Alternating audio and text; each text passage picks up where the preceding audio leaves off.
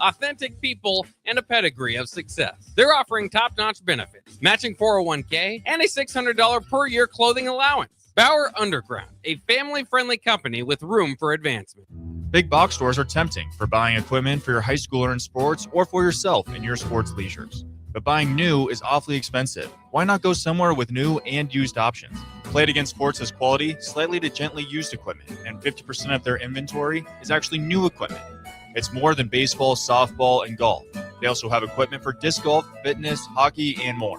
Plus, they're always buying products. Bring your gear that you're done with and get trade money on the spot. Play It Again Sports at 48th and Vine. Concrete Industries has immediate openings for production laborers, operators, and drivers. Earn great pay starting at $21.50 per hour, plus health benefits, 401k, paid time off, and more. Right now, production laborers can earn a $1,500 hiring bonus, and drivers are eligible for a $2,500 hiring bonus. No experience? No problem. Concrete Industries offers on-the-job training and opportunities to grow your career. Start your future today. Visit concreteindustries.com. Lincoln's go-to for fun isn't new. It's a place that's been a staple of the city for years and is only getting better. Matson's Bowling and Billiards always has open bowling available with no long lines, unlike other centers. They have live music almost every weekend and great food at EJ's Bar and Lounge, with seating for 150 people. They have popular meals like the EJ Burger, pizza for the whole family, and famous EJ's Wings. Contact Sarah to book a party for friends, coworkers, or family at Matson's Bowling and Billiards, just south of 48th and Holdridge. Concrete Industries has immediate openings for production laborers, operators, and drivers. Earn great pay starting at $21.50 per hour, plus health benefits, 401k, paid time off, and more. Right now, production laborers can earn a $1,500 hiring bonus, and drivers are eligible for a $2,500 hiring bonus. No experience? No problem. Concrete Industries offers on-the-job training and opportunities to grow your career. Start your future today. Visit concreteindustries.com. Are you looking for a place to host company get-togethers, team meetings, or group events? Back 9 Golf in South Lincoln is the perfect place to host your gathering, with private bays available to meet with clients while you swing the sticks and improve your game. Back 9 Golf offers traditional golf opportunities while also providing fun games and activities available for non-traditional golfers on their top-of-the-line full-swing simulators. Learn about their corporate memberships today and gather your favorite groups together at Back 9 Golf in South Lincoln, just off 14th and Pine Lake Road. Are you looking for an exciting new way to put your skills to work? Explore new career options in the fintech industry at Currency, a Sandhills global company. We offer full-time positions in financial sales, compliance, operations, and other fields. We also offer a 4.5-day work week, an attractive benefits package, and opportunities for advancement. Put your motivation to work and grow with us at Currency. Visit gocurrency.com/careers to learn more. Lincoln is full of great golf courses in a state that is getting national recognition for exceptional golf. Friend Country Club is worth the drive, just 40 minutes from Lincoln and home to one of the state's most respected 9-hole courses. Enjoy the restaurant with popular items like a 14-ounce ribeye, 10-ounce sirloin, or chicken fried steak. Open Thursday through Saturday from 5:30 to 10 p.m. Expand your horizons with a trip to Friend Country Club, just 40 minutes southeast of Lincoln. It's worth a visit. In the Westbeach, the comeback athlete of the year is Rudy Gres. How about that? 3 hits for Rudy Gres at DH. The headlines, they can lie. The scoreboard, it can mislead. But Rudy, whether you like it or not, will keep it real. Get your dose of reality during Real Talk with Rudy Gres IV on 93.7 The Ticket.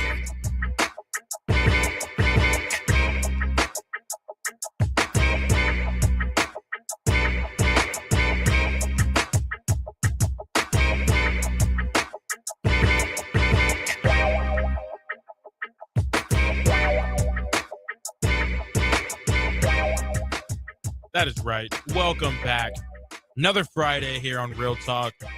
It's been a busy one. A lot going on today. I mean, we had BP with DP kicking off the afternoon here for us before we had our live shows from there. That was Bach and the Black Shirt, as well as DP to round up the daily programming. And right now we got Culture and Coffee still kicking off. I mean, we got skateboarding up here, up at the ticket here in the mill. And I think when I first heard the idea that this was going to be here a couple months ago, I mean, maybe close to a year now ago, whenever this was kicked off and started, I always thought it was amazing and just extremely interesting because as an athlete myself, I think skateboarding is one of the things in this world that I wish I could do.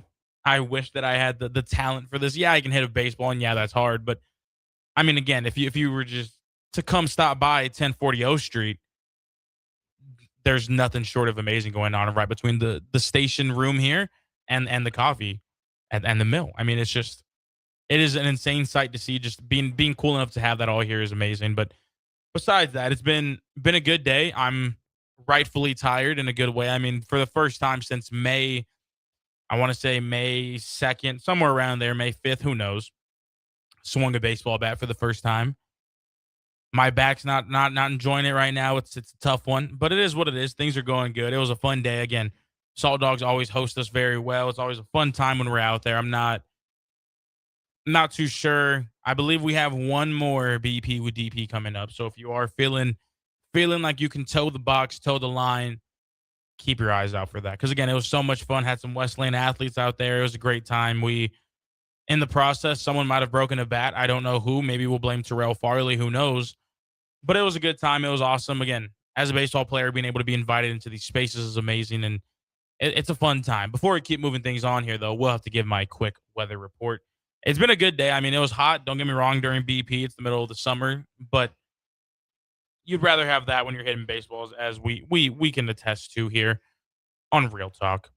It was good though. Right now it's 85. There's not too much sun just beaming down on you, so it's a good heat. It's enjoyable. It made hitting baseballs so much fun. With that being said, though, we were supposed to have a guest join us today. He unfortunately doesn't understand how to communicate time-wise. It is what it is. We did have a full slate, and we're going to stick to our full slate of what was going to be talked about. It would have been great to have Duncan in the building, but it is what it is. I'll blame him for that one. Obviously, on Monday, the MLB trade deadline wrapped up. And again, there were some big trades that were made along the process. Obviously, the one that's weighing heavy on a lot of baseball minds is Tariq Skubal, for rightful reasons. And what I'm wanting to talk about today is just the too soon winners, too soon losers.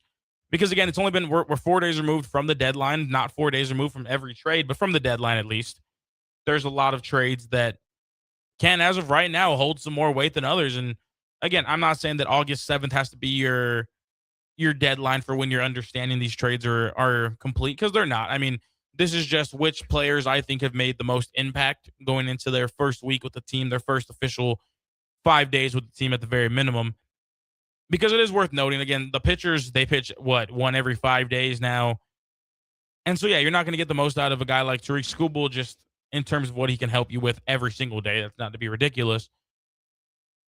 But you look at the Dodgers, and I think coming off of the trade deadline, there was a lot of notion and a lot of filler points for, okay, well, they won the trade deadline. They're at a spot right now where, okay, they look pretty intimidating. And they are. The Dodgers are scary for rightful reasons, but you look at it, in the midst of it all here, the Dodgers still end up getting swept by the Cubs and have now lost 6 straight going into tonight's game that they'll be having in about 40 minutes here.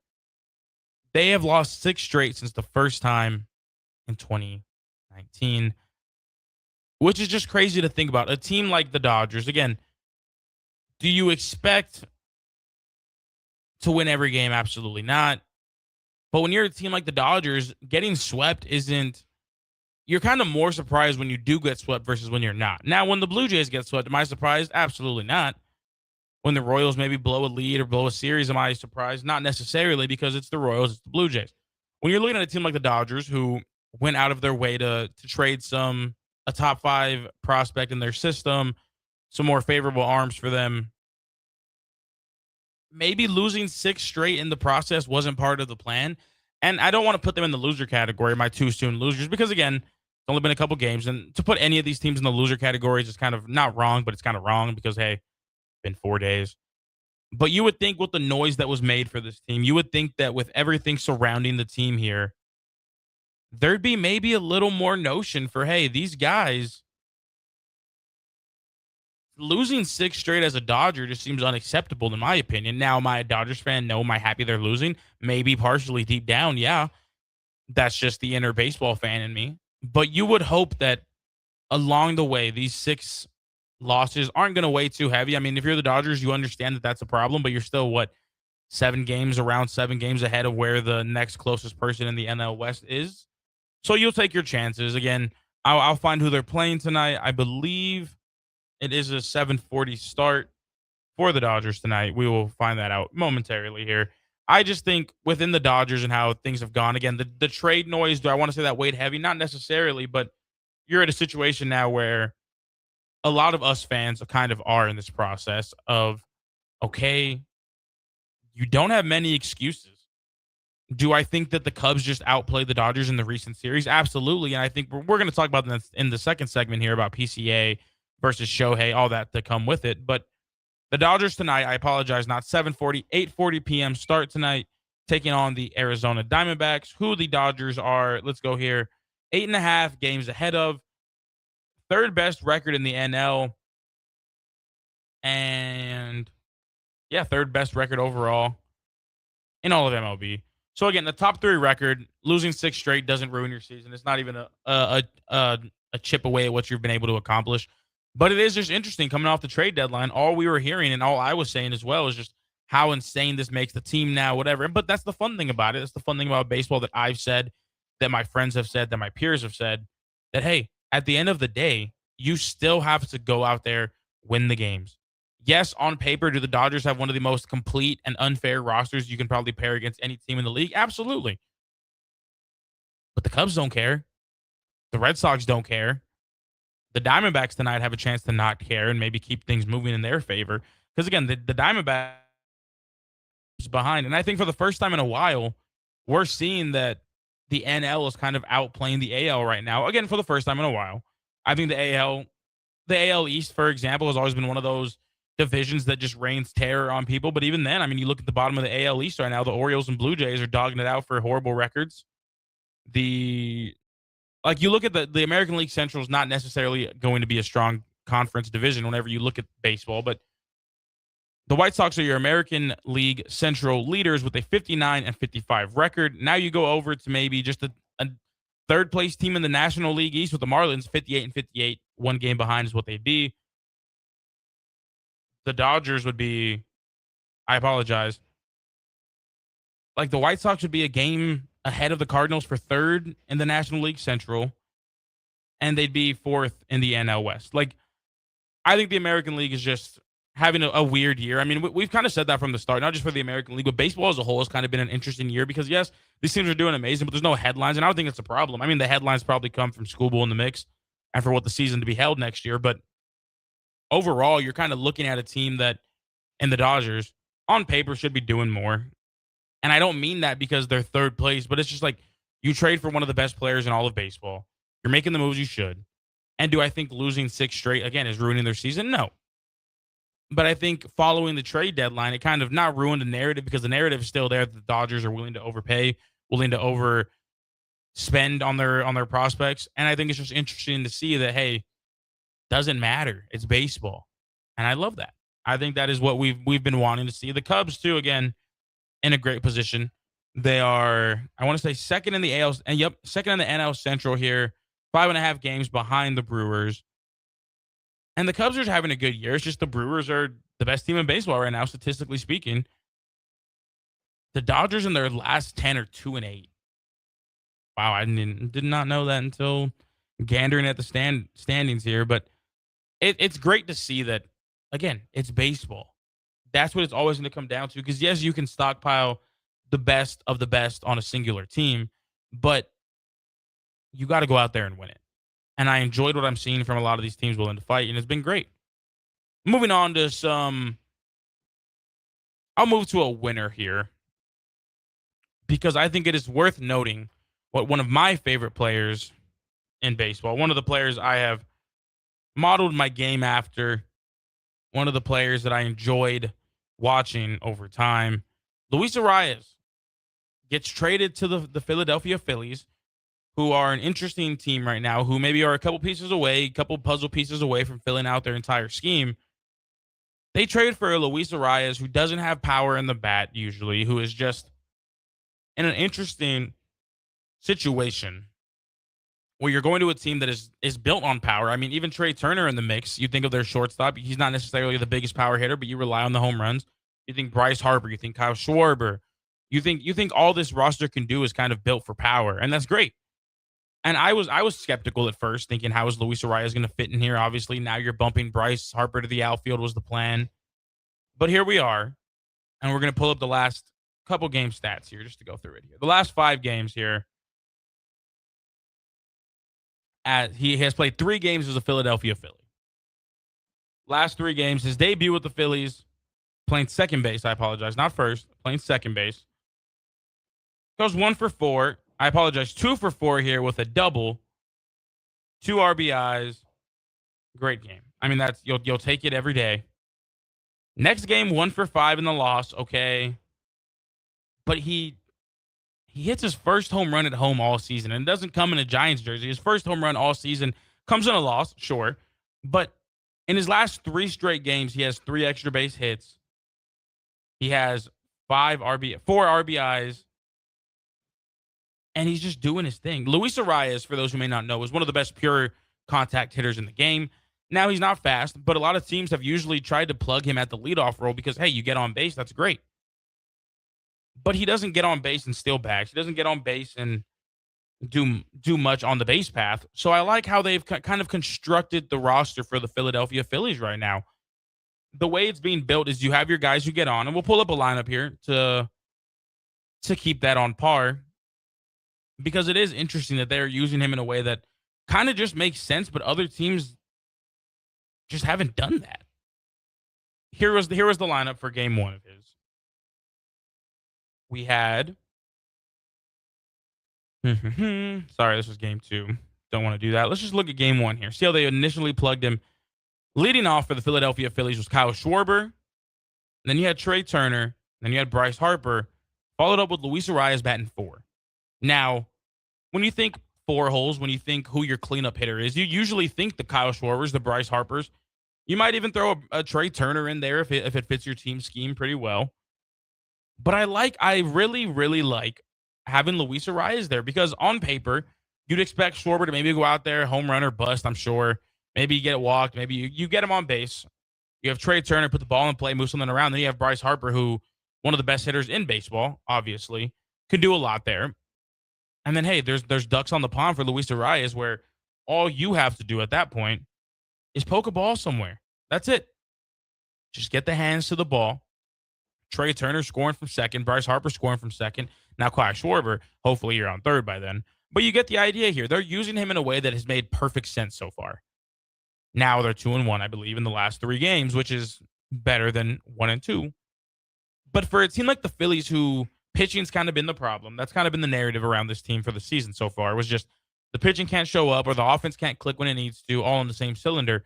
We're seeing this team kind of fill a slot that didn't seem like Luis Arias could have filled it, if that makes sense.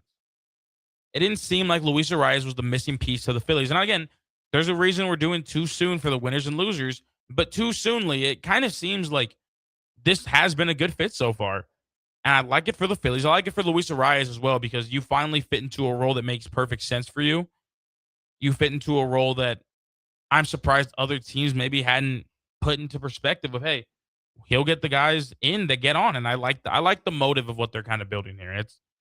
It's good not just, again, for the Phillies, but for Luis Arias in the process. Again, a player, he was one of 3 players up until this past couple days ago that he was one of 3 players that hadn't hit a home run at home. Now, I brought this up plenty of times because one of the other 3, now 2, happens to be Vladimir Guerrero Jr. Interesting. Anyways, moving on to another team of a winner here that I have, in my opinion. Adley Rutschman going to the Boston Red Sox. Now, they didn't just add the name Adley, obviously, because, again, Adley Rutschman is a name that kind of holds weight in the baseball realm. And maybe, sure, there's pieces of it where kind of you're looking at like, yeah, he didn't live up to what was expected so far. And that's okay. These guys are young. These guys are still filling the mold here. Obviously, he's been in the league for a couple years now, but you want a little more. But when looking at the team that he's being applied to, one of the hottest teams, the hottest team in baseball, the Boston Red Sox, who ultimately are probably going to go on a postseason run following this. Because again, the teams that can get hot at the right times and stay hot are usually your more successful teams. That's not rocket science, but here we are. I like the ability to add Adley Rutschman and not miss a beat. Now, again, if you missed it last night, the Red Sox end up walking it off in a thriller in extra innings, which we'll talk about another thriller team that lost in extras yesterday. I enjoy just understanding that these teams don't make moves solely based on, okay, well, this guy's good, this guy's not, this guy's great, this guy's okay. Yes, that's all going to play a factor, your skill set. Let's not be crazy here. But Adley Rutschman's not a bad fit for this team. For a team that maybe doesn't have the exact set catcher you need. Obviously, Wilson Contreras isn't your catcher. I mean, he hadn't been catcher for a while now. Like, you finally fit the void here of, okay, we don't have a consistent back. Yes, you want the bat for Adley to be a little more consistent. We'll pull up some stats here as well. But I like it. The switch hitting ability with the good defense, you'll take it. And we'll look at some stats. Obviously, on the season, nothing too amazing to gawk at. But over the year, 247 at-bats. Adley Rutschman's batting .251, 8 home runs, 47 RBIs on the season, OBP of 331. In his... Okay. Giving this a gander here. Sure, I mean, we'll look at the lineups here. The Red Sox, going back to last night. Again, we talked about this earlier, and I talked about it with Bach, because Bach is a kind of Boston fan, basically. He's a Red Sox fan, and we're talking about how they're one of the best teams in baseball. Last night, take it down in 13 innings in Boston.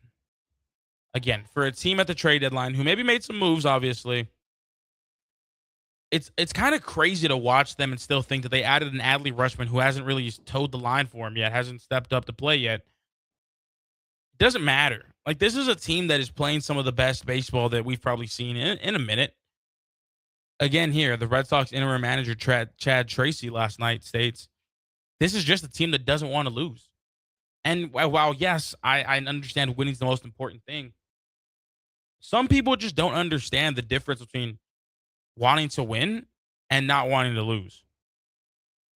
One of my coaches in high school told me there's a difference in players who like winning and players who hate losing.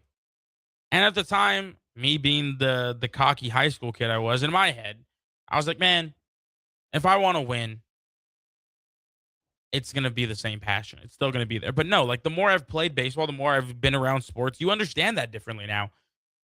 The players who can't fathom the idea of losing, the players who losing just burns them on the inside, losing just ruins their day, the players who hate losing more than they love winning are going to stand out more often than not. And I've enjoyed that. And it's been so fun to just see the Red Sox play like that. Nikki chimes in on the comment line. Nikki, what's up? Hope you're having a good Friday. I'm assuming you don't work tonight. If you do, have a good overnight shift, I guess. That is unfortunate. But Nikki chimes in here. I used to be told you have to hate losing more than you love winning. And that's completely true. And I think we're seeing that with the Boston Red Sox. Yes, it's a team that loves winning, but they just look like they hate losing.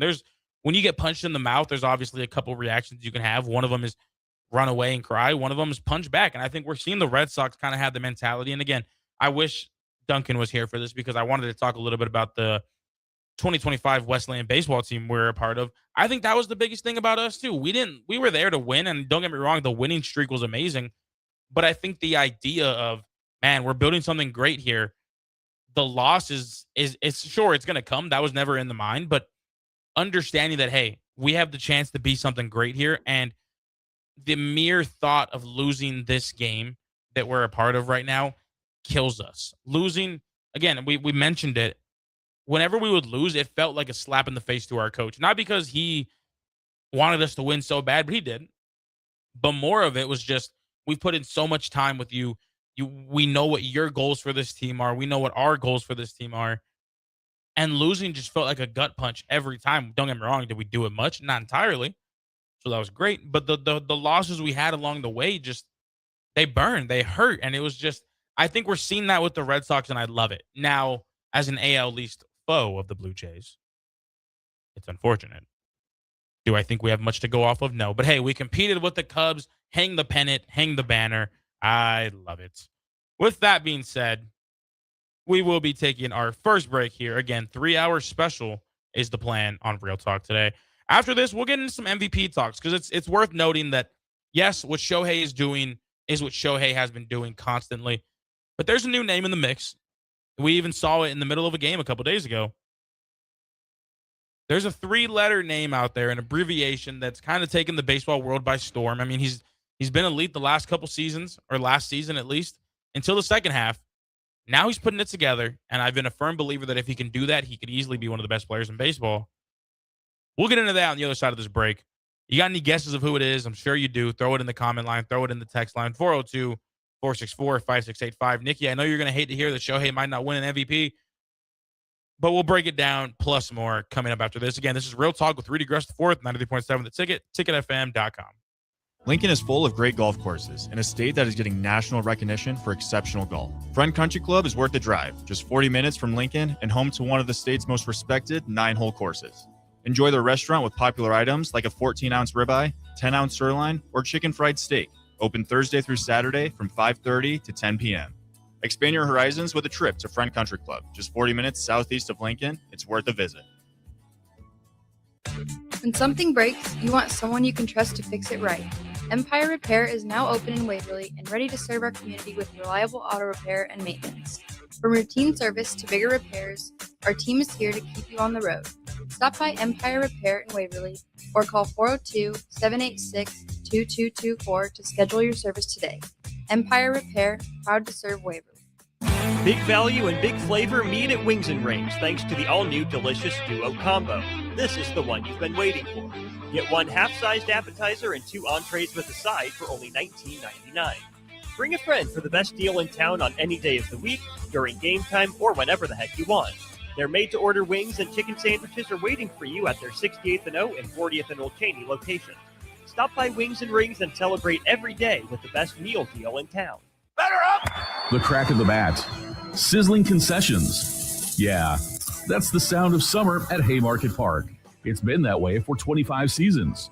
And in this city, it's not a matter of if you'll catch a game, it's how many. Safe! That's because there's always something in play for Salt Dogs fans. From saluting our troops to Friday night fireworks, your local tradition plays on. Let's show summer how Lincoln celebrates 25 seasons. Get your tickets at saltdogs.com. Bauer Underground has been serving local contractors and utility contractors all across the state since 1997. When you see the black and white trucks, you know that the best workers in the business have arrived. Bauer is currently looking for equipment operators, laborers, diesel mechanics, and aerial linemen. Join the brotherhood built upon hard work, authentic people, and a pedigree of success. They're offering top-notch benefits, matching 401k, and a $600 per year clothing allowance. Bauer Underground, a family-friendly company with room for advancement. Big box stores are tempting for buying equipment for your high schooler in sports or for yourself in your sports leisures. But buying new is awfully expensive. Why not go somewhere with new and used options? Played Against Sports has quality, slightly to gently used equipment, and 50% of their inventory is actually new equipment. It's more than baseball, softball, and golf.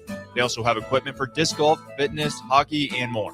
Plus, they're always buying products. Bring your gear that you're done with and get trade money on the spot.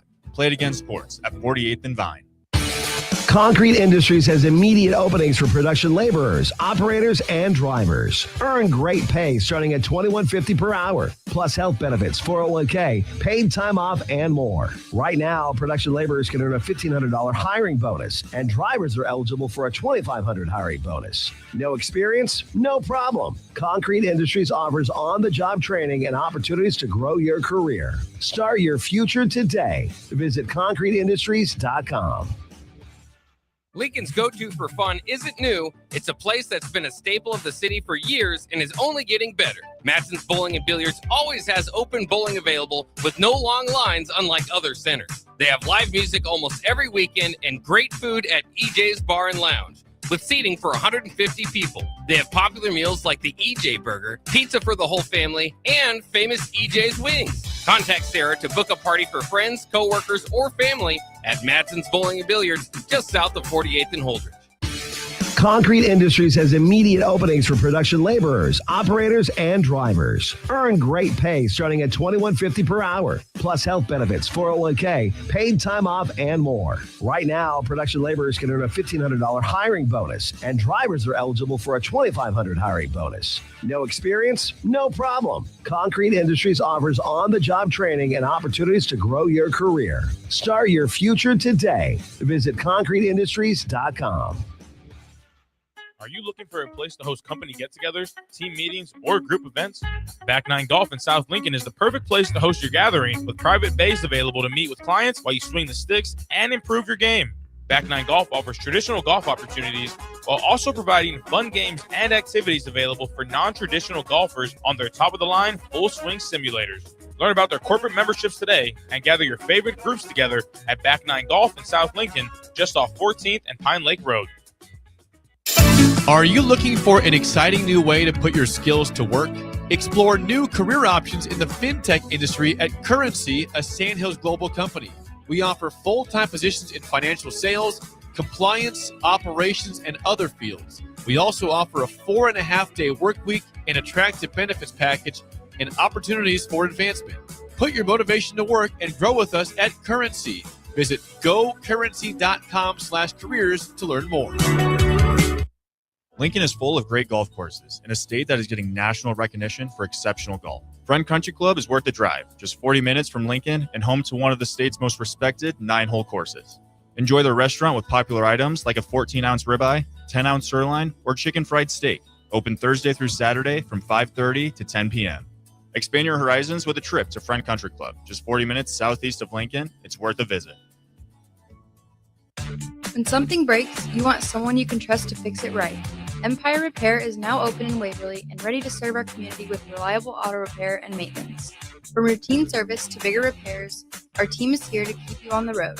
Stop by Empire Repair in Waverly or call 402-786-2224 to schedule your service today. Empire Repair, proud to serve Waverly. Reality is setting in. Now back to Real Talk with Rudy Gres IV on 93.7 The Ticket.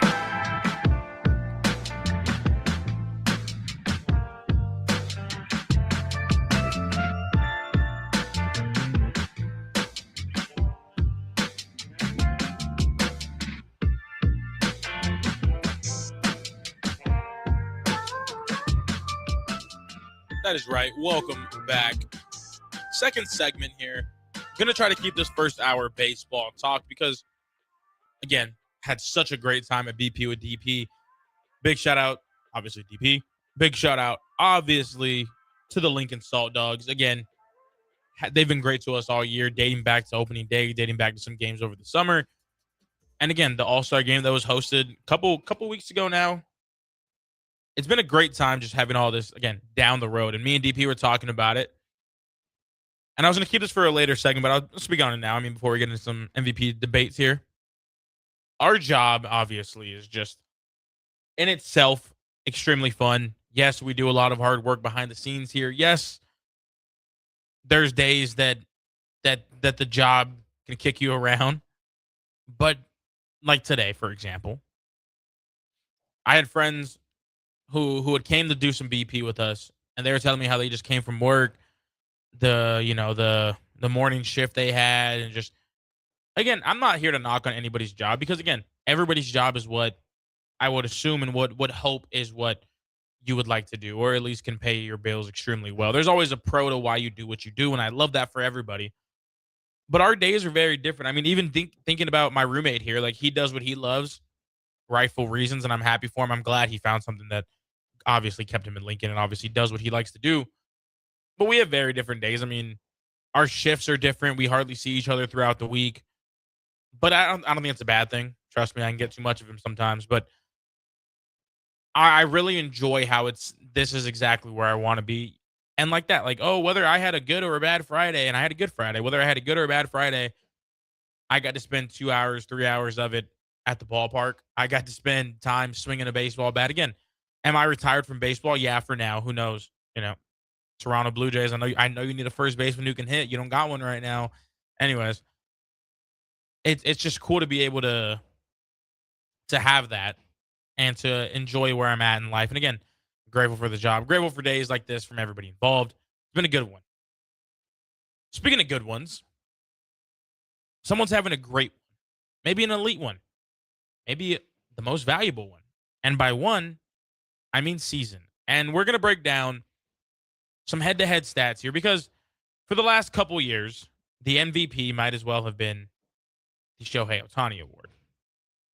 Now, do I think that's crazy to say? Not necessarily. I mean, since 2021, there hasn't really been a race for Shohei to win the MVP as deeply as it was. I mean, sure, he loses it to Judge, but after that, it was kind of the Shohei Award onward. Yeah, Judge had the home run record for the American League, and that's amazing. But looking at it right now, I mean, for the first time, at least this season, Shohei's not the clear-cut favorite.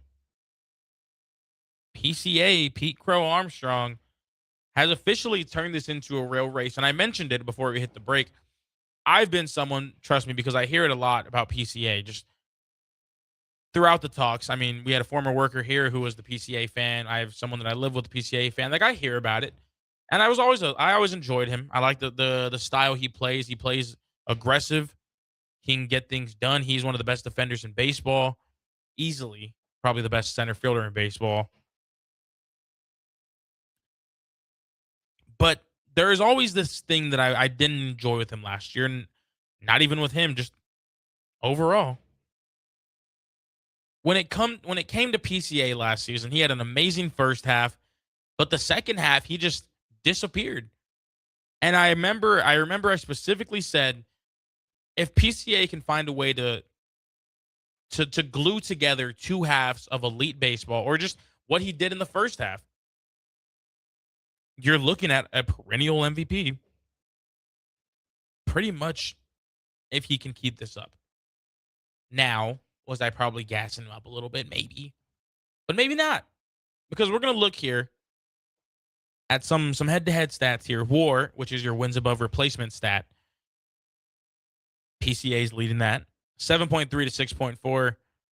Games played. PCA has played 11 more games than Shohei here. Plate appearances, 511 to 483. So about 30 more at-bats in there. Hits, PCA's got 6 more, 120 to 126. Home runs, both are tied at 26 following their elite game that took place a couple days ago. I believe on Wednesday, both had 2 home runs. In Wrigley, PCA went 3 for 5. Ohtani went 3 for 5. 2 home runs, 4 RBIs for PCA. 2 home runs, 3 RBIs for Ohtani. Both ended up hitting leadoff home runs. Leadoff home run to start the game for Shohei. Leadoff home run to start the inning. And the hitting side of things for the Cubs, for PCA. This is a battle that's going to go down to the line, I would hope. And again, we're going to keep going to the more stats here. Shohei has 1 more RBI, 70 to 69 for PCA, 70 for Shohei. Stolen bases. Here's a stat that, again, Shohei had his 40-40 season a couple years ago, I believe is what it was. And we kind of haven't seen that since. Shohei is at 6 stolen bases right now to PCA's 29. PCA's firmly on pace for a 40-40 season. He can keep it up. Obviously, hitting 14 home runs over the next 2 months isn't an insane accomplishment, but it's still baseball. You got to get that ball up. You got to get it out. Batting average, not too much of a difference here, but Shohei is batting the 297, PCA 289. On base percentage by 13 points. 399 on base percentage to 386. Slugging percentage by a difference of 4 points here. 554 to PCA's 550. OPS by, again, 20 points to Shohei. 954 to 937. OPS plus 162 to 158. Both all-stars on the season. This team is very... I'm sorry, let me apologize. This Cubs team the way I wanted to word it yesterday, you take Shohei off this team, yes, the Dodgers will have to find a semi-new identity. Yes, the Dodgers will have to work around it. It's not like you take the best player alive and you're able to just keep moving. But in the Dodgers system, they might not struggle too much. Yes, you're going to have to find the lack of offense. Yes, you're going to have to find those 70 runs he brings in elsewhere. But the Dodgers can afford to be able to miss him for a moment. You take PCA off the Cubs, I don't think you're in the same conversation. And this pains me because yesterday the Blue Jays go toe-to-toe with the Cubs, extra innings. PCA causes an errant throw on a steal of third and extras. Basically wins him the game after that errant throw. And I think Shohei is an amazing athlete. Shohei is, again, he's probably going to go down as one of the greatest athletes we've ever seen play the game.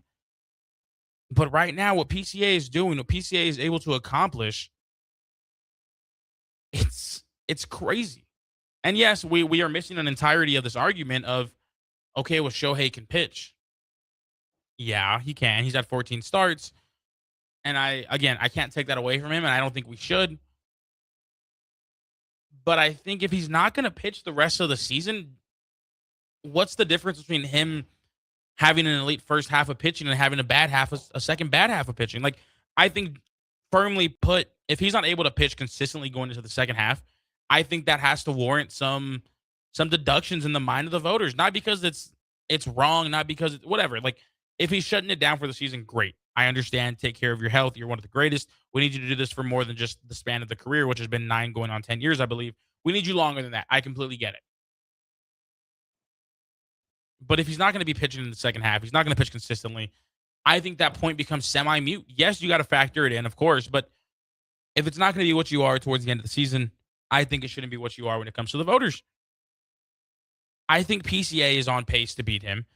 I don't think it's going to be necessarily an extremely landslided victory if PCA wins. Again, PCA is someone who, and we'll go to some more stats here. I mean, don't get me wrong, Shohei has intentional walks and everything, this, that, and the third, but they're having extremely similar seasons, which is the fun part. You're having two players who kind of succeed at the same rate, who can hit the ball out of the yard at the same rate as up until this point. Shohei just doesn't steal the bases. PCA might strike out a little more here. He has 26 more strikeouts.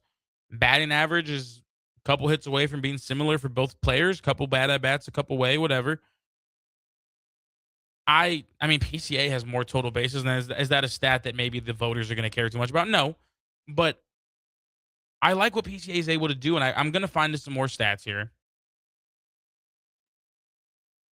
I think with PCA's ability, not just being one of the best hitters in baseball, not just being one of the most electric, not just being one of the fastest, you have to warrant the center field he plays. And again, we've seen this kind of be the reason other hitters don't win MVPs in the previous seasons, or why it can weigh you down, or why your positional value can make a difference. I mean, are you going to maybe vote for a first baseman as your MVP over a shortstop? Not necessarily, because you can add more value. Am I going to vote at the end of the day a DH at the end of the season, if he doesn't pitch in the second half? Am I going to vote a DH over the best center field ball we've ever seen? I would hope not. I know that's not going to be the final factor, and it shouldn't be, but I think it is worth noting that PCA is making center field look easy on some plays that are impossible. And I believe there's a StatCast stat that is probability of catches. He has caught some of these catches, some of these plays on like under 2% possibilities of catching. And yes, he has to make the sliding stops. Yes, he's an electric guy who's going to miss some of these dives. But I like the way PCA plays the game, and I know that's not the end-all, be-all. Rudy Gres's enjoyment of PCA is not going to sway the voters. But I think it's worth noting that for a guy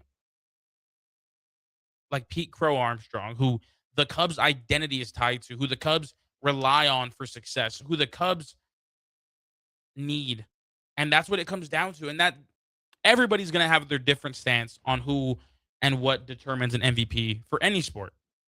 The way I've seen it, because let's break down the just the name of it, the most valuable player. And to me, that means, hey, without this guy, that team's not what it needs to be. Without this guy, that team doesn't make the playoffs. Without that guy, this team doesn't make the finals. Without that guy, this team doesn't make the World Series. This team doesn't make the playoffs. This team isn't good. And I think that's where the value comes to me. Yes, you can build up the stats, and I love that. And again, it's not like I'm going to say that PCA is running away with this. There's a reason, there's a debate, and Shohei is the greatest player in all of baseball right now. That's not a question. I just think when it comes to who is more valuable, I'm going to take the guy who can give you elite defense every single night, who is going to steal bases in a tight game to force teams to make mistakes. I'm going to take the guy who can do it all season. And I understand the Shohei argument. I'm not going to act like I'm not. Again, there's a reason it's as close as it is. But right now, for what we've seen Shohei do, this isn't necessarily a down year. And I think we've kind of hit the point where we expect Shohei to just be record-breaking every time he touches the field. And maybe that's why this season doesn't seem as electrifying as others. But you look at it, Shohei's batting near 300, 297, 26 home runs, 70 RBIs, 16 intentional walks. This, for rightful reasons, again, 22 doubles. Wow, they both have 22 doubles. 22 doubles for both of these guys, 26 home runs for both of these guys. PCA with 3 triples in there. That's just the speed difference. I think we've hit a point where Shohei's capabilities have just hit the point of, oh, well, that's not an MVP caliber season. But it is. It's just for Shohei and what he does, if it's on par with PCA is having a great season, I need to factor in the defense. And if Shohei doesn't pitch in the second half, we need to look at it as just a strict DH type of mentality. And I know that's not what the voters want to do because, again, it's Shohei. But if he's not going to pitch in the second half, that needs to weigh something. Because it was the reason he beat Vlad in 2021 because, oh, well, Vlad had better hitting stats, this and this and this. But Shohei pitched. And you can't argue that the same way you can't argue that PCA doesn't pitch. But if Shohei's not going to pitch in the second half, that needs to have some weight. And if it's going to hold some weight, and if the season goes as it does, and it comes down to a photo finish, I think I'm going to take the guy who is more valuable on offense and defense. And PCA can give you both of those. With that being said, we will be taking our final break of the first hour here. Again, your 3-hour special of Real Talk here. Going great so far. When we get back, I want to wrap up the baseball segment here with just some talks about top atmospheres, top stadiums around the league. I've been to a couple, but I want to just list these to round off our segment of baseball, make it a fun way to end it after the day of ball I've had. It's been a good one. This is Real Talk with Rudy Gres IV. Keep it tuned right here to 93.7 The Ticket, ticketfm.com. Hey, Husker Nation. This is Todd Euler, 2-time national champion with Window World Lincoln. Are you ready to transform your home? We offer exceptional replacement windows, doors, siding, and roofing that will elevate your home's curb appeal and value. As a nationally known, locally owned business, we treat you like family and work tirelessly to deliver the best for less. Don't wait to give your home the upgrade it deserves. Contact Window World Lincoln today at 464-7313 or check out windowworldlincoln.com. Let's make your home the talk of the neighborhood. At Anderson Ford, we offer a 5-day return or exchange policy, so you can make sure the vehicle you choose is the best vehicle for you. No pressure. Right now, lease a 2026 Ford F-150 for $198 per month for 36 months. Experience better at Anderson Ford. Stock number 1008623, $198 per month lease for 36 months with approved credit, 7,500 miles per year, 14,000 to signing. No security deposit required. Tax, title, and license fees extra. Residency restrictions apply. Program subject to change. Must take new retail delivery from Anderson Auto Group by 7/6/26. Rick Heyman here from Sauter Heyman Jewelers. I want to personally thank our great customers for voting us once again the best of Lincoln. At the same time, we're celebrating our 120th year in business in the great state of Nebraska. You can count on Sauter Heyman for the very best quality, value, and customer service. When it comes to your jewelry needs, visit us at South Point, Grand Island, and the Outlet in downtown Lincoln. Visit us today at sauterheyman.com, and thank you for your continued trust after all these years. Hey there, this is Paul Scheel, owner of High Electric. I want to thank our friends and loyal customers and introduce High Electric to those looking for a new electrician. We've been serving the Lincoln and Omaha area for over 30 years, from design to install, upgrades, and repair. If you are a homeowner or a small business needing some electrical work, call us at 402-466-6606 or check us out at hyelectric.com. We look forward to hearing from you. If you become ill or injured at work and need an experienced attorney, call Liberty Law Group. The attorneys at Liberty Law Group will defend you in court, Protect your rights and freedom to get you the best possible results for your case and the justice you deserve. Trust your rights and freedom to Liberty Law Group, attorneys serving Nebraska and Iowa. Call them today at 877-404-5238. That's 877-404-5238. Or check them out online at libertylawgroup.com. If one of the things running through your mind as a business owner is the recurring worry of possible cyber attacks, you can let out a sigh of relief. Hamilton Business Technologies has you covered. As the official business IT partner of the Huskers, we offer real-time threat monitoring, advanced security protocols, and more to keep your data safe from harm. We care about the success of Nebraska businesses and communities like yours. Learn how we can help you at hamiltonisbusiness.com. Hi, Kendall Warnock here, owner of A1 Automotive. If you own a BMW, Audi, Volkswagen, or Mini, you know specialized service matters. Our team uses advanced diagnostic equipment, OE equipment, including factory-level software, to accurately diagnose and repair your vehicle. Dealer-level capabilities with hometown service. A1 Automotive, 1117 L Street. You can call us 402-477-4660. At Parkview Animal Hospital in Lincoln, it's not just their professional care that sets them apart, but their warm staff and state-of-the-art facilities. Whether it's for a routine checkup or a comprehensive medical procedure, at Parkview, your pet isn't just another number, but a valued member of their caring family. Visit them at pahlincoln.com today and in person just south of 14th and Pine Lake Road. Parkview Animal Hospital, your pet, our passion. For happier, healthier, furry friends. If you want to make new floor shopping easier, come to O Street Carpet. Hi, I'm Steve Carper. Our flooring professionals can help you choose the best flooring for you, your family, and your budget. We eliminate the confusion. Even better, you'll be enjoying your new flooring much sooner. No 6 or 8 week waits. We'll install right away and save you money on installation. Floor shopping made easy every day at O Street Carpet. O Street Carpet. 1732 O Street. Family owned and operated. Always the best value. Perch Merch is your one-stop shop for all your printing and promotional needs in Lincoln, Nebraska. They specialize in screen printing, embroidery, vehicle wraps, window wraps, print collateral, promotional products, and signage. At Perch Merch, they're committed to delivering high-quality products and exceptional customer service. Their experienced team of designers and printing professionals will work with you every step of the way to ensure that your vision is realized. Call for a quote today at 402-217-5212 or go to perchmerch.com. Get rid of pesky critters once and for all with Bats to Rats. Their expert team is here to help you reclaim your home. No more sleepless nights caused by crawling critters or flapping wings. Bats to Rats ensures a safe environment for every family member. Check the website at batstoRats.com for amazing offers, and if you mention this ad, you'll receive $10 off your initial inspection cost. Call Bats to Rats today at 402-781-8691. That's 402-781-8691. Bats to Rats. Reality is setting in.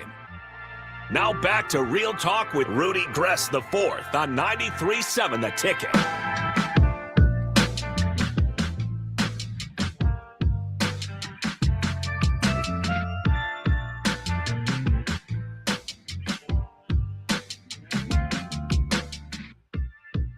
That is right.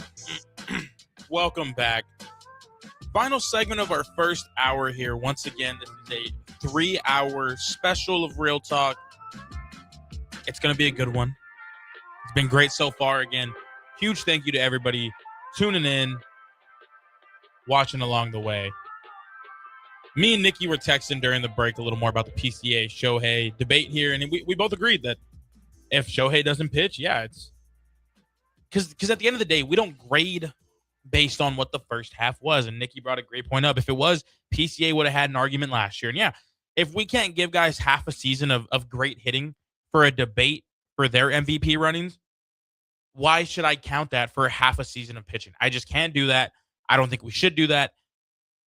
That's neither here nor there.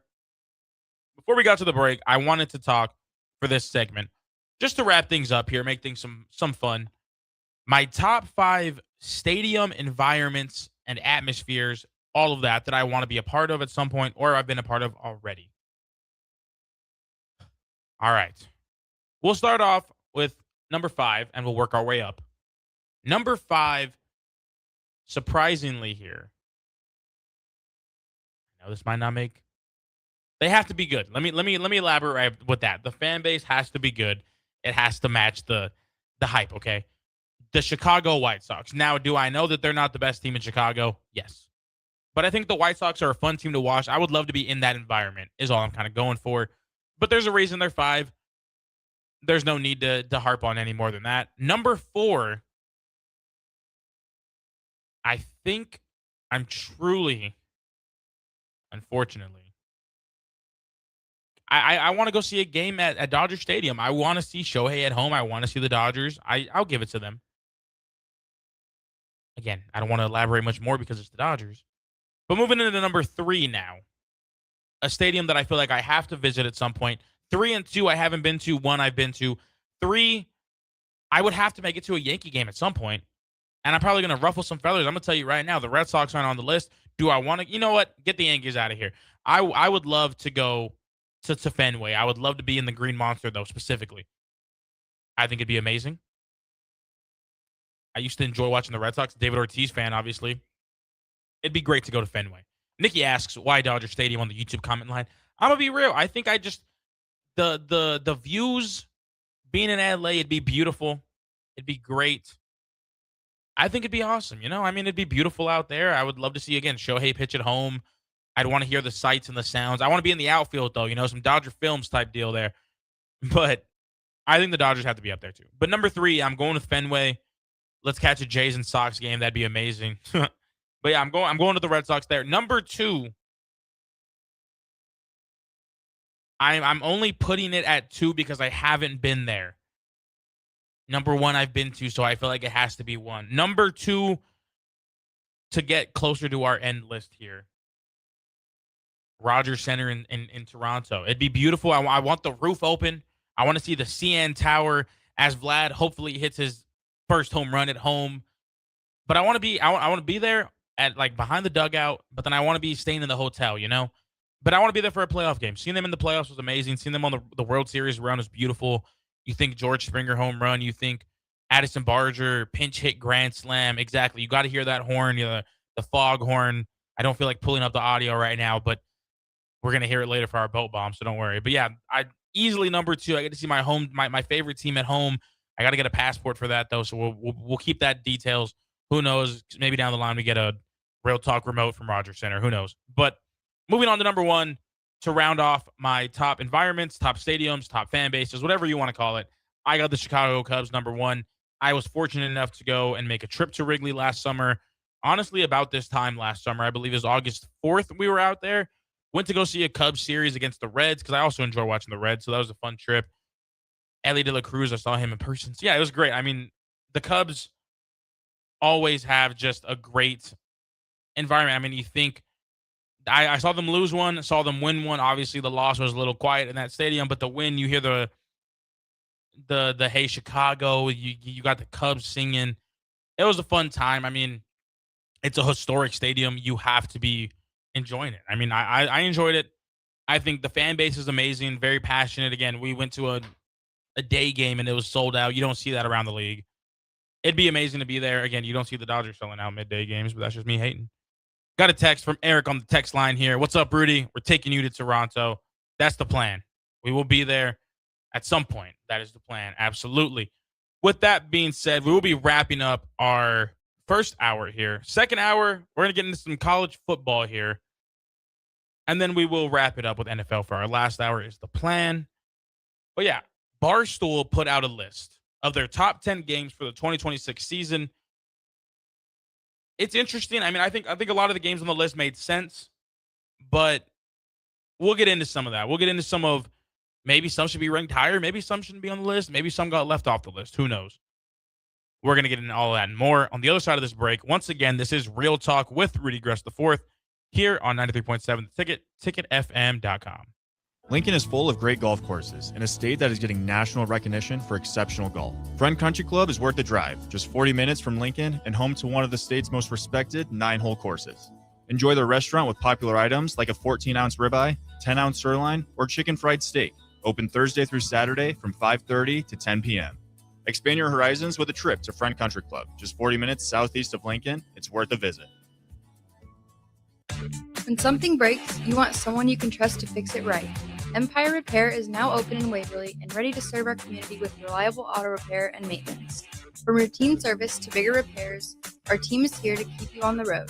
Stop by Empire Repair in Waverly or call 402-786-2224 to schedule your service today.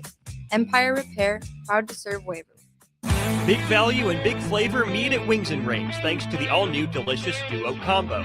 This is the one you've been waiting for. Get one half-sized appetizer and 2 entrees with a side for only $19.99. Bring a friend for the best deal in town on any day of the week, during game time, or whenever the heck you want. Their made-to-order wings and chicken sandwiches are waiting for you at their 68th and O and 40th and Old Cheney locations. Stop by Wings and Rings and celebrate every day with the best meal deal in town. The crack of the bat. Sizzling concessions. Yeah, that's the sound of summer at Haymarket Park. It's been that way for 25 seasons.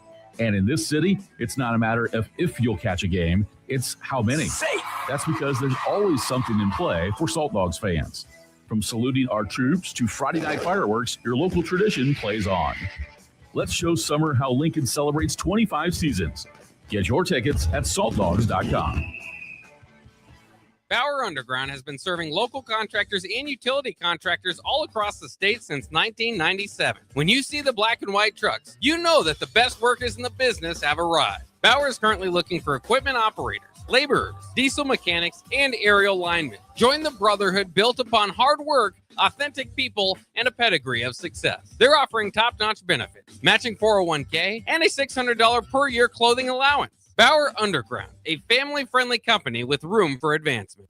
Big box stores are tempting for buying equipment for your high schooler in sports or for yourself in your sports leisures. But buying new is awfully expensive. Why not go somewhere with new and used options? Played Against Sports has quality, slightly to gently used equipment, and 50% of their inventory is actually new equipment.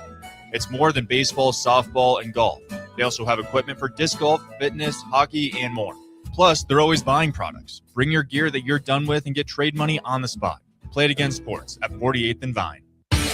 Concrete Industries has immediate openings for production laborers, operators, and drivers. Earn great pay starting at $21.50 per hour, plus health benefits, 401k, paid time off, and more. Right now, production laborers can earn a $1,500 hiring bonus, and drivers are eligible for a $2,500 hiring bonus. No experience? No problem. Concrete Industries offers on-the-job training and opportunities to grow your career. Start your future today. Visit concreteindustries.com.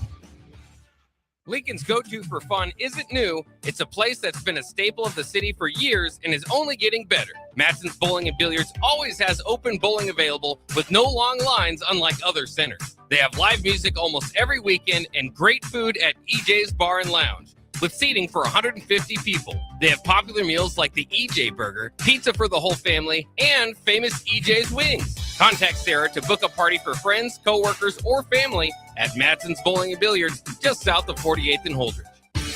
Concrete Industries has immediate openings for production laborers, operators, and drivers. Earn great pay starting at $21.50 per hour, plus health benefits, 401k, paid time off, and more. Right now, production laborers can earn a $1,500 hiring bonus, and drivers are eligible for a $2,500 hiring bonus. No experience? No problem. Concrete Industries offers on-the-job training and opportunities to grow your career. Start your future today. Visit concreteindustries.com. Are you looking for a place to host company get-togethers, team meetings, or group events? Back 9 Golf in South Lincoln is the perfect place to host your gathering, with private bays available to meet with clients while you swing the sticks and improve your game. Back 9 Golf offers traditional golf opportunities while also providing fun games and activities available for non-traditional golfers on their top-of-the-line full-swing simulators. Learn about their corporate memberships today and gather your favorite groups together at Back 9 Golf in South Lincoln, just off 14th and Pine Lake Road. Are you looking for an exciting new way to put your skills to work? Explore new career options in the fintech industry at Currency, a Sandhills global company. We offer full-time positions in financial sales, compliance, operations, and other fields. We also offer a 4.5-day work week, an attractive benefits package, and opportunities for advancement. Put your motivation to work and grow with us at Currency. Visit gocurrency.com/careers to learn more. Lincoln is full of great golf courses in a state that is getting national recognition for exceptional golf. Friend Country Club is worth the drive, just 40 minutes from Lincoln and home to one of the state's most respected 9-hole courses. Enjoy their restaurant with popular items like a 14-ounce ribeye, 10-ounce sirloin, or chicken fried steak. Open Thursday through Saturday from 5:30 to 10 p.m. Expand your horizons with a trip to Friend Country Club, just 40 minutes southeast of Lincoln. It's worth a visit. When something breaks, you want someone you can trust to fix it right. Empire Repair is now open in Waverly and ready to serve our community with reliable auto repair and maintenance. From routine service to bigger repairs, our team is here to keep you on the road. Stop by Empire Repair in Waverly or call 402-786-2224 to schedule your service today. Empire Repair, proud to serve Waverly. Big value and big flavor meet at Wings and Rings thanks to the all-new delicious Duo Combo. This is the one you've been waiting for. Get one half-sized appetizer and 2 entrees with a side for only $19.99. Bring a friend for the best deal in town on any day of the week, during game time, or whenever the heck you want. Their made-to-order wings and chicken sandwiches are waiting for you at their 68th and O and 40th and Old Cheney locations. Stop by Wings and Rings and celebrate every day with the best meal deal in town. The crack of the bat. Sizzling concessions. Yeah, that's the sound of summer at Haymarket Park. It's been that way for 25 seasons. And in this city, it's not a matter of if you'll catch a game, it's how many. That's because there's always something in play for Salt Dogs fans. From saluting our troops to Friday night fireworks, your local tradition plays on. Let's show summer how Lincoln celebrates 25 seasons. Get your tickets at saltdogs.com. Bauer Underground has been serving local contractors and utility contractors all across the state since 1997. When you see the black and white trucks, you know that the best workers in the business have arrived. Bauer is currently looking for equipment operators, laborers, diesel mechanics, and aerial linemen. Join the brotherhood built upon hard work, authentic people, and a pedigree of success. They're offering top-notch benefits, matching 401k, and a $600 per year clothing allowance. Bauer Underground, a family-friendly company with room for advancement. In the Westby for comeback athlete of the year is Rudy Gres. How about that? 3 hits for Rudy Gres at DH. The headlines, they can lie. The scoreboard, it can mislead. But Rudy, whether you like it or not, will keep it real. Get your dose of reality during Real Talk with Rudy Gres the Fourth on 93.7 The Ticket.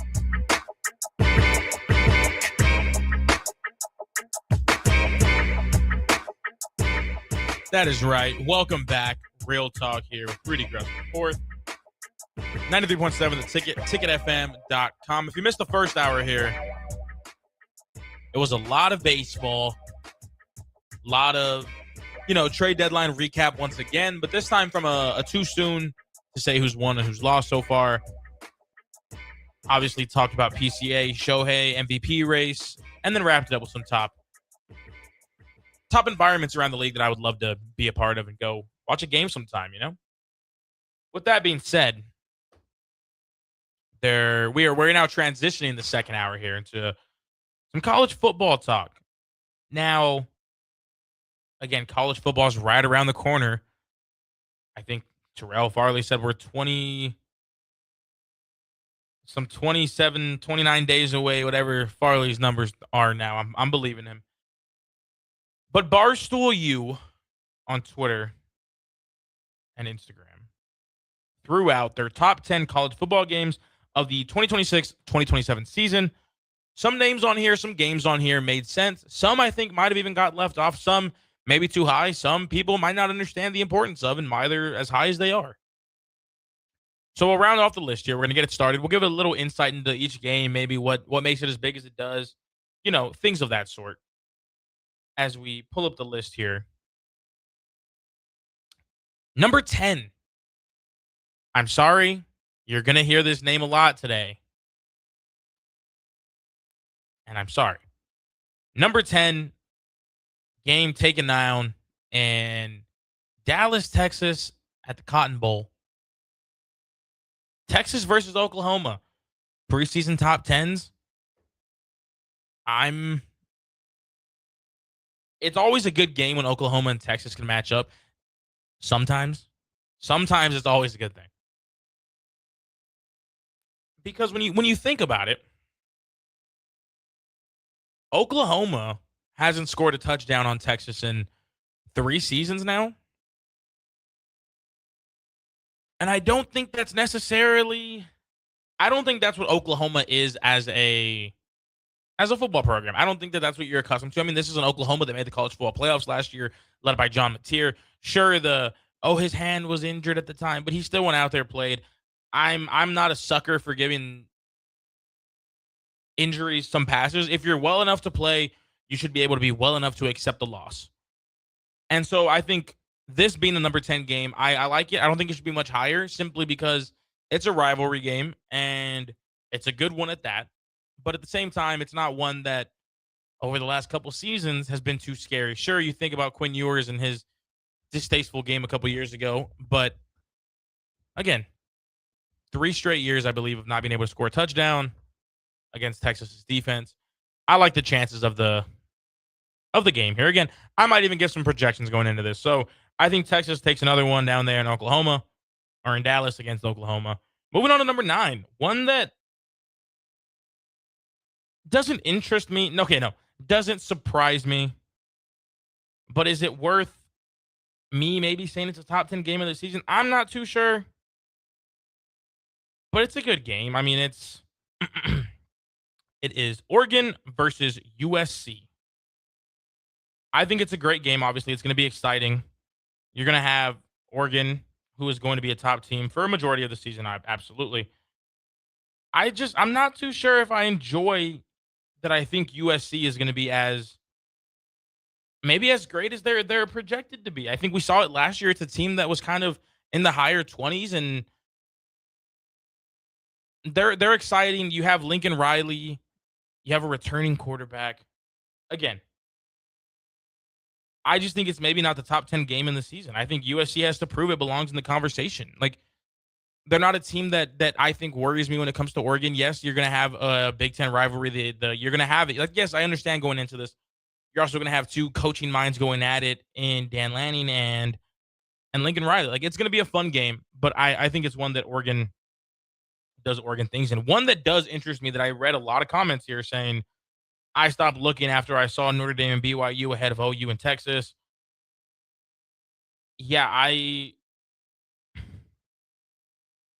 think people are failing to realize for Notre Dame, and we're going to look at it here. Notre Dame is coming into this preseason poll at 5. Independent conference, always the issue around them. And then you look at BYU, ranked 15th preseason poll coming into this, 12-2 last year. Like, this is a team that has a lot going for them. Maybe, sure, they're a Big 12 team. They don't stand out as much, and it's Notre Dame. Absolutely, I get that. But you're going on the road. You're in Provo, Utah. And for a team like Notre Dame, who your resume really needs to grab the voters' attention, I would hope more than ever now, even going into this, I think maybe this game's a little low. I think I wouldn't have them top 3 or nothing, but I think a good spot I would probably have them at maybe 6. Moving up from 8 to 6, I kind of like that. But yeah, you're going to be on the road.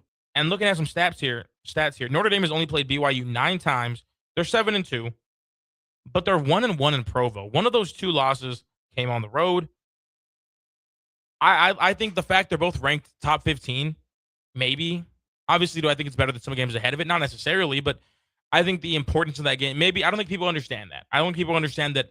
I mean, if you lose to BYU, yeah, that's a team that you probably shouldn't lose to if you're Notre Dame. But it's a team that's capable of beating you. This is a team that's 12-2. Again, well coached. The line is always something we talk about. They play some complete football games over there. It's a team that if you let them hang around, if you make enough mistakes, that's a team that can make Notre Dame come back to be worried. And I know some Notre Dame fans, and maybe they'll tell you differently, but I think for the pieces Notre Dame is having to recoup, yes, they're a young team. Yes, they still have top prospects. Yes, it's still Notre Dame. Obviously well coached as well. It's one worth keeping an eye on. Absolutely, it's going to be in a fun environment. I'm excited. Moving on, number 7 here. We are going down to Tuscaloosa, Alabama. You got your Georgia Bulldogs taking on the Alabama Crimson Tide. I think this feels right. I mean, Georgia's coming into this number 3. Alabama's ranked number 11th. Wow. Alabama being outside of the preseason top 10 is for the first time since 2008. That's what makes this pretty interesting, truly. Obviously, you have the massive brand matchup. You have teams that we've seen electric games come out of this, and it's not some crazy coinkydink. You have two of the best coach programs ever, in my opinion. Most successful programs. Again, maybe there's no Nick Saban in there anymore, but you're giving Kalen DeBoer a lot of the credit here. Again, playoff team as well. I think, again, if Alabama is able to keep things moving in the right direction, I think you can easily have a top 3 game in here. I think if not, yeah, maybe it's a little different. Maybe if they can compete, just that's it. Yeah, you're looking at 8, but I think 7's comfortable for them. I think they have the possibility to maybe go up in terms of what I think the game at the end of the year might be, but I think 7's a good one. Number 6, going down to College Station, Texas. This is a game I think should be higher. And I don't want the biases. I don't want that argument to come around it.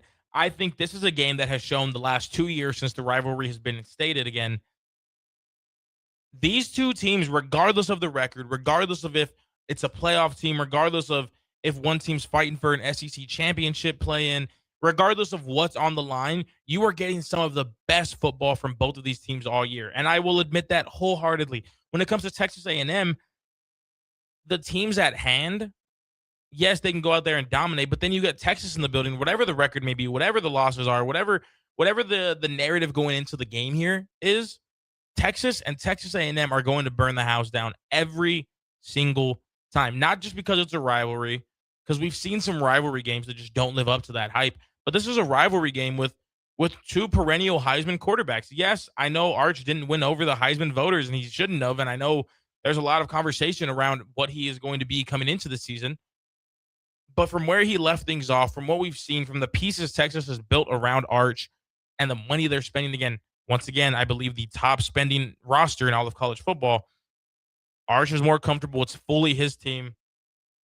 And Marcel Reed, on the other hand, here, too. Like, yes, they're losing some pieces. Casey Concepcion comes to mind. But this is a team in A&M that does everything right. Yes, they have their lapses in judgment. Yes, they have their downfalls, maybe even against those Texases in the process. But it's a rivalry game. It's at Kyle Field. Texas A&M is ranked number 8 coming into the season in the preseason Coaches Bowl. Texas obviously ranked 4th. But you look at Texas's schedule. This schedule is absurd for the Longhorns, and we've had our fair share of schedule talks all season for many teams, especially surrounding those at Nebraska. But having both of these teams top 10, again, only 4 spots separate them going into Thanksgiving rivalry day, Friday, I don't see how that's only 6th. I think you could easily put this as the top 3 game. But that's just me. I think the game is going to burn the house down. That's not going to be one you want to miss. I don't think many people are going to miss. And it's going to be a good one. Moving on to number 5 here. Now we're going to get into our top 5 games of the season according to Barstool. Ohio State versus Indiana in Indiana, Bloomington, Indiana, that is. I love it. I think that maybe has a spot to be your top game. I'm not going to be crazy. I think maybe it's top 3 easily. I think arguably you can make a case for 2, maybe 1. Because you think about it, this is Indiana's obviously 6th. Ohio State number 1. Kurt Cignetti's the X factor. Yes, he's done it with quarterbacks that don't have much to them, in my opinion, but he does it in ways that he can build around them. And you're getting Josh Hoover from TCU, who is a true playmaker. Yes, okay, Big 12, but now he's coming into the Big 10. I'm sure he's acclimating pretty well. And again, it's a Kurt Cignetti system. The veterans are going to be around the team. The size will be there. And it's Kurt Cignetti. You have no reason to bet against Kurt Cignetti. I'm just saying. I just want to keep it that way. You have no reason to bet against Kurt Cignetti. And I think that's what's going to be fun going into this game. You think about it. Indiana's defending an undefeated national championship season. Heisman winner. The hype is there. Ohio State still ranked number 1. And it's not just because Indiana won the national championship last year that I think this game's going to be as amazing as it is. The storyline with it is just insane enough. Ohio State, obviously, they want the revenge coming into this one. Indiana proved it when it mattered. And that is always going to be worth something. When you beat teams will always matter to me a lot more than just how you beat them. When you beat them, I don't care if it's by a field goal. I don't care if it's by a missed field goal. We saw that, and I called it last year. I said it's going to be the team that makes the least amount of mistakes, and we saw that within these teams. This is going to be just a clean football game. The atmosphere, again, you're going to be in Bloomington, Indiana. It will be off the charts. It's going to be amazing. I think it's a top 3 game, maybe top 2, who knows. But, I mean, top 5, not a bad place to be. Moving on to number 4 here. We got Miami and Notre Dame. Miami's coming in this season ranked 7th. Notre Dame is 5th. And again, another resume game for Notre Dame to build off of. You lose it, not that your chances are over, but it's going to be a game you got to go out there and compete. Is Notre Dame going to be undefeated by the time they get there? We'll see, because Notre Dame does have BYU, Michigan, SMU, and Miami as well in the mix. If Notre Dame enters in that 8-1 ring, it's going to be massive. If Notre Dame is 8-1 going into this, yeah. If Notre Dame's maybe a different season and a different team than what we've seen, not so much. I like where they're going to be at by then. I really do favor their chances. I think this is going to be a fun one. Obviously, you're getting just perennial teams here. I enjoy it. I think maybe it's not too high, but not too low. 5 or 4 would have been an interchangeable spot for me there. I like that. This might be the best game on the list, and it's coming to us, I believe, week 1. Week 2. Ohio State taking on the Texas Longhorns in Austin this year. Last year, we saw, obviously, Arch Manning wasn't built for the moment. The defenses were, and I think that's something people tend to forget, maybe, is the fact that, hey, Arch Manning was in one of his first games as the quarterback, but the defense held its own. I think it's something that people forget. The defense only allowed 2 touchdowns against a future Hall of Fame candidate in Julian Sayin, as well as perennial, maybe Heisman winner this year, Jeremiah Smith. And I think that that's worth showing. I think the offense is going to be a lot better than it was last year. That's been the talk around town for the Longhorns. I apologize. Again, Ohio State number 1, Texas will be number 4 going into that game. So should be the plan. It's going to be week 2. Nothing will really change. But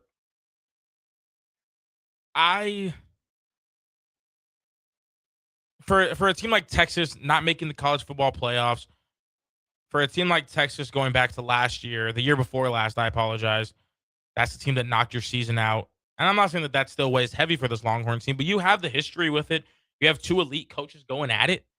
And again, this is a team that when the voters and the playoff committee looked into it, this was a loss that held you back. I want that revenge to be there for these teams. I think Ohio State's got not a lot to prove, but you're going into DKR, you're going into Austin. Do I think that's the toughest environment? No, but can those fans show up? Absolutely. It's not the Horseshoe. I'm not going to claim for it to be, but it's a tough environment to get into. I like it. And again, Texas could lose this game, and they still have to go through Oklahoma, Ole Miss, LSU, Texas A&M. Like, you win this game, that gets you started off properly. You lose it, now you're scrambling. Now you have to play perfect football. It's not just going to be a great game, because it will be, but it's going to be detrimental for both of these teams moving on afterwards to say, hey, here's what we need to do now. And it's going to be week 2. I think that might be game 1. I don't know. But we'll keep it at 3. Moving on to number 2 here. We got a couple more minutes here. Number 2 is Oregon versus Ohio State. I think, of course, going back to the games that were played last year, going back to the history that's been with these 2 teams just in recent years, if both teams are still ranked in the top 5 when this game happens, I don't care what anybody says. This is obviously going to be a playoff team versus a playoff team. Big Ten, 2 of the best Big Ten quarterbacks going at it. Again, Jeremiah Smith is always going to be worth mentioning in all of these games. It's going to be exciting. Let me see where this game will be played. It'll be in Ohio at the Horseshoe. That's going to be electric. November 7th. And that November 7th slate is going to be one to note because there's going to be amazing games. We'll talk about that as well in the next segment. And moving on to number 1 here. Do I think Ohio State and Oregon should be number 1? I think it might be number 1, in my opinion. The implications that come with it, I think that's what matters to me. But number 1, according to Barstool U, is LSU and Ole Miss. This will be played in Oxford. And again, the on-the-field play is going to matter, absolutely. I mean, you think about it, LSU is ranked. Are they ranked? They are not. I apologize. I meant Ole Miss. Ole Miss is ranked 10th. They are. LSU is 13th. This is a top 15 matchup. But that, as much as that matters, and it does, because you're going to get elite football, you're going to get just the best of the best in terms of what these 2 teams can offer. We know what the outside noise is. That outside noise starts with an L, ends with an Ain, and ends with a Kiffin. Lane Kiffin is returning back to Mississippi. The noise around that. Again, you have a coach in Lane Kiffin leading this team firmly to the playoffs, doing everything he can, bought into the SIP, takes the job in Louisiana. Not many people thrilled, obviously. I mean, the way it went down, getting on the plane, telling your coworkers and your assistant coaches that, hey, if you don't get on this plane, I cannot guarantee you'll have a job. Kind of giving that ultimatum there. I mean, we saw the interviews on the tarmac. Like, the stories around this are going to be so loud, and we've seen it all around. We've heard the noise. There's going to be an uproar when this man walks into that stadium. I'm excited. Let me find the date for this exact game for you guys. September 19th. Mark the calendar. Do what you have to do. If you got kids, send them with the babysitter. You need to go out and watch this game, or just stay home and enjoy it in its entirety, because this is going to be a game on the field, off the field. I'm expecting, again, the best of these two teams to come out, because there's players on Ole Miss that had to reject going to Louisiana to play with Lane Kiffin, the guy who recruited them. And there's players who flipped to LSU. There's players who didn't want to play for Lane Kiffin. There's players who did. And I think that's going to be amazing. You're going to see just two sides of a coin here. And as someone who has always enjoyed personalities, I'm a fan of Lane Kiffin. At the end of the day, you have to do what is best for you. And if you think that is taking a job midseason, do it. Obviously, we know what came afterwards. We know Ole Miss was moments away from being a national championship team. We saw the Trinidad Chambliss play style. We saw the Kewan Lacey. We saw how good this team is. So do I think that they're going to skip a beat? I would hope not. They're ranked 10th. But again, the noise and the hype and what is going to build this is going to come truly from the outside noise on all this. And I'm excited. I mean, it's going to be one to watch. It's going to be, the noise will be there. I would hope College Game Day's there. This is going to be one of the biggest games of the year. And it's not even going to be because of what is transpiring or what is being looked to on the field. And I think that's maybe why I wouldn't have it number one. But as a fan, I kind of can't not have it in the top 5. With that being said, September 19th, like I mentioned, get the kids out the house. It is going to be one of the best nights of your life. I'm sorry. It needs to happen. With that being said, we'll be taking our first break, second hour here. When we get back, we'll talk about some Husker football. We'll talk about some awards lists that some players were thrown on. And then we'll talk about maybe some more Heisman candidates. I think there's some names that might be on here a little too early, a little too soon. Some names that might surprise you guys. With that being said, this is Real Talk with Rudy Gres IV. Again, we are in our second hour here. Keep it tuned. 3-hour special here. 93.7 The Ticket, ticketfm.com. Lincoln is full of great golf courses in a state that is getting national recognition for exceptional golf. Friend Country Club is worth the drive, just 40 minutes from Lincoln and home to one of the state's most respected 9-hole courses. Enjoy their restaurant with popular items like a 14-ounce ribeye, 10-ounce sirloin, or chicken fried steak. Open Thursday through Saturday from 5:30 to 10 p.m.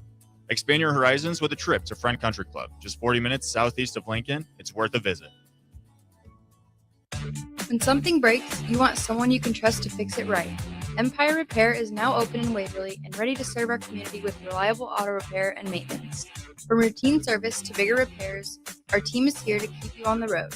Stop by Empire Repair in Waverly or call 402-786-2224 to schedule your service today.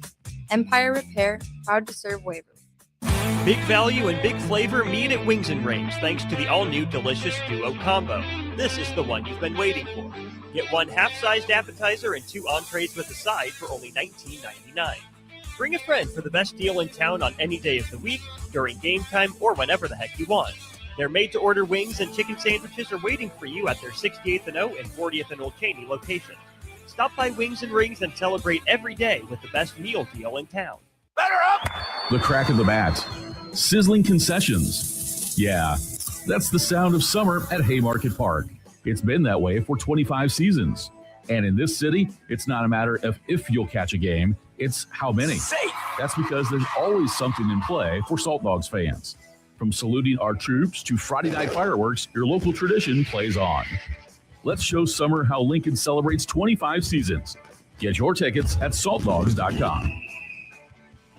Bauer Underground has been serving local contractors and utility contractors all across the state since 1997. When you see the black and white trucks, you know that the best workers in the business have arrived. Bauer is currently looking for equipment operators, laborers, diesel mechanics, and aerial linemen. Join the brotherhood built upon hard work, authentic people, and a pedigree of success. They're offering top-notch benefits, matching 401k, and a $600 per year clothing allowance. Bauer Underground, a family-friendly company with room for advancement. Big box stores are tempting for buying equipment for your high schooler in sports or for yourself in your sports leisures. But buying new is awfully expensive. Why not go somewhere with new and used options? Played Against Sports has quality, slightly to gently used equipment, and 50% of their inventory is actually new equipment. It's more than baseball, softball, and golf. They also have equipment for disc golf, fitness, hockey, and more. Plus, they're always buying products. Bring your gear that you're done with and get trade money on the spot. Played Against Sports at 48th and Vine. Concrete Industries has immediate openings for production laborers, operators, and drivers. Earn great pay starting at $21.50 per hour, plus health benefits, 401k, paid time off, and more. Right now, production laborers can earn a $1,500 hiring bonus, and drivers are eligible for a $2,500 hiring bonus. No experience? No problem. Concrete Industries offers on-the-job training and opportunities to grow your career. Start your future today. Visit concreteindustries.com. Lincoln's go-to for fun isn't new. It's a place that's been a staple of the city for years and is only getting better. Matson's Bowling and Billiards always has open bowling available with no long lines, unlike other centers. They have live music almost every weekend and great food at EJ's Bar and Lounge, with seating for 150 people. They have popular meals like the EJ Burger, pizza for the whole family, and famous EJ's Wings. Contact Sarah to book a party for friends, coworkers, or family at Matson's Bowling and Billiards, just south of 48th and Holdridge. Concrete Industries has immediate openings for production laborers, operators, and drivers. Earn great pay starting at $21.50 per hour, plus health benefits, 401k, paid time off, and more. Right now, production laborers can earn a $1,500 hiring bonus, and drivers are eligible for a $2,500 hiring bonus. No experience? No problem. Concrete Industries offers on-the-job training and opportunities to grow your career. Start your future today. Visit concreteindustries.com. Are you looking for a place to host company get-togethers, team meetings, or group events? Back 9 Golf in South Lincoln is the perfect place to host your gathering, with private bays available to meet with clients while you swing the sticks and improve your game. Back 9 Golf offers traditional golf opportunities while also providing fun games and activities available for non-traditional golfers on their top-of-the-line full-swing simulators. Learn about their corporate memberships today and gather your favorite groups together at Back 9 Golf in South Lincoln, just off 14th and Pine Lake Road. Are you looking for an exciting new way to put your skills to work? Explore new career options in the fintech industry at Currency, a Sandhills global company.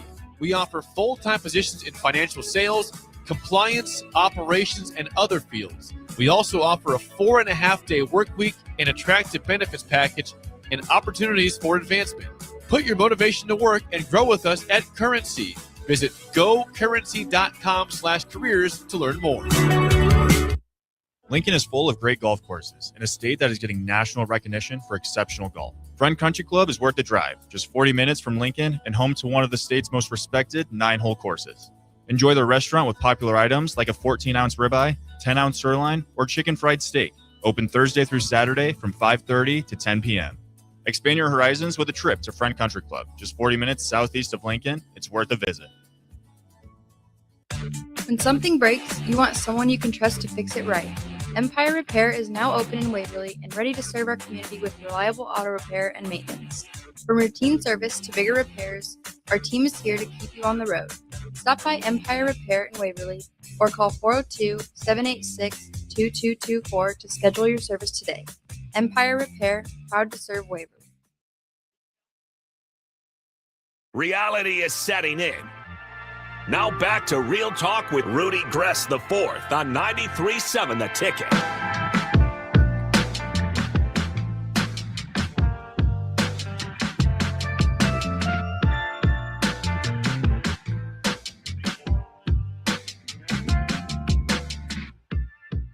That is right. Welcome back. Real Talk with Rudy Gres IV. Here live on a beautiful Friday. Again, it's downtown O Street. We talk about it often here. We have this big window, and maybe it's like 4 windows through the whole panel. But either way, I just think it's so cool that, yes, we are on air. We are talking. You're everything above. But I love just being able to interact with people during breaks. Again, can I have perfect sign language? Absolutely not. But I love seeing the people walk by, the smiles we get, the thumbs up. It's always just super cool. It's just super, I don't want to say rewarding, but semi-cool. It's awesome. But it's super fun. And again, there's people walking by right now as I am saying this. So it's perfectly cool. And it's just a cool part of the job about where we're at. And I enjoy all of it. With that being said now, again, before we got to the break here, I mentioned we were going to talk about some maybe too early Heisman candidates, but this is a list coming out of June. No, I apologize. Out of August 4th here. Obviously, there's going to be some players to watch, some players that come up a little earlier than others. But as of right now, here are the alleged favorites of the Heisman Trophy winners. We're just going to go here in alphabetical order so we don't give nothing away about where people may have them, or maybe I have them. Who knows? Leading off the way, C.J. Carr, quarterback from Notre Dame. Obviously, he redshirt freshman, wins the job, throwing 24 touchdowns, 6 interceptions. I like it. Obviously, you're losing Jeremiah Love in the process. Your production as a quarterback needs to step up now, absolutely. So I think we see that. It's just Notre Dame, though, that has to always have a weight in your hat there. Obviously, Jeremiah Love was amazing. Jeremiah Love was up there for rightful reasons.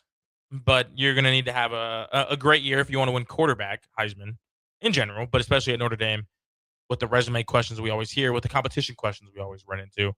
It'll be worth noting. I like that. Trinidad Chambliss now is a name that I think should absolutely be in these talks. And I think after the year he had last year, great breakout season, it was worth noting of all that. I mean, again, this is a playoff candidate, former Ferris State transfer. It's great. I mean, he has the NFL discussion now following the standout performance last year in the Sugar Bowl. Headed back, obviously, following all of the court nonsense that we saw. It's been a very court-mandated type of season for the NCAA, but we don't got to talk about much of that. Obviously, says here, Trinidad Chambliss exploded onto the national stage a year ago at Ole Miss, and former head coach Lane Kiffin turned to the transfer after an injury to Austin Simmons. Chambliss hit the ground running and did not look back. Second team All-SEC honors, and obviously got it thrown into the draft discussions. He's headed back to campus following a protracted battle over a 6th season of eligibility and begins the year firmly in the Heisman mix. Again, Trinidad Chambliss, go back and watch some of these plays. Not only is he just a precise quarterback who can play quietly, confidently, we saw some amazing plays coming out of behind the center there. I mean, his improvisation is something that I think is just top tier. He's able to make plays out of nothing. We saw it on the biggest stages of them all.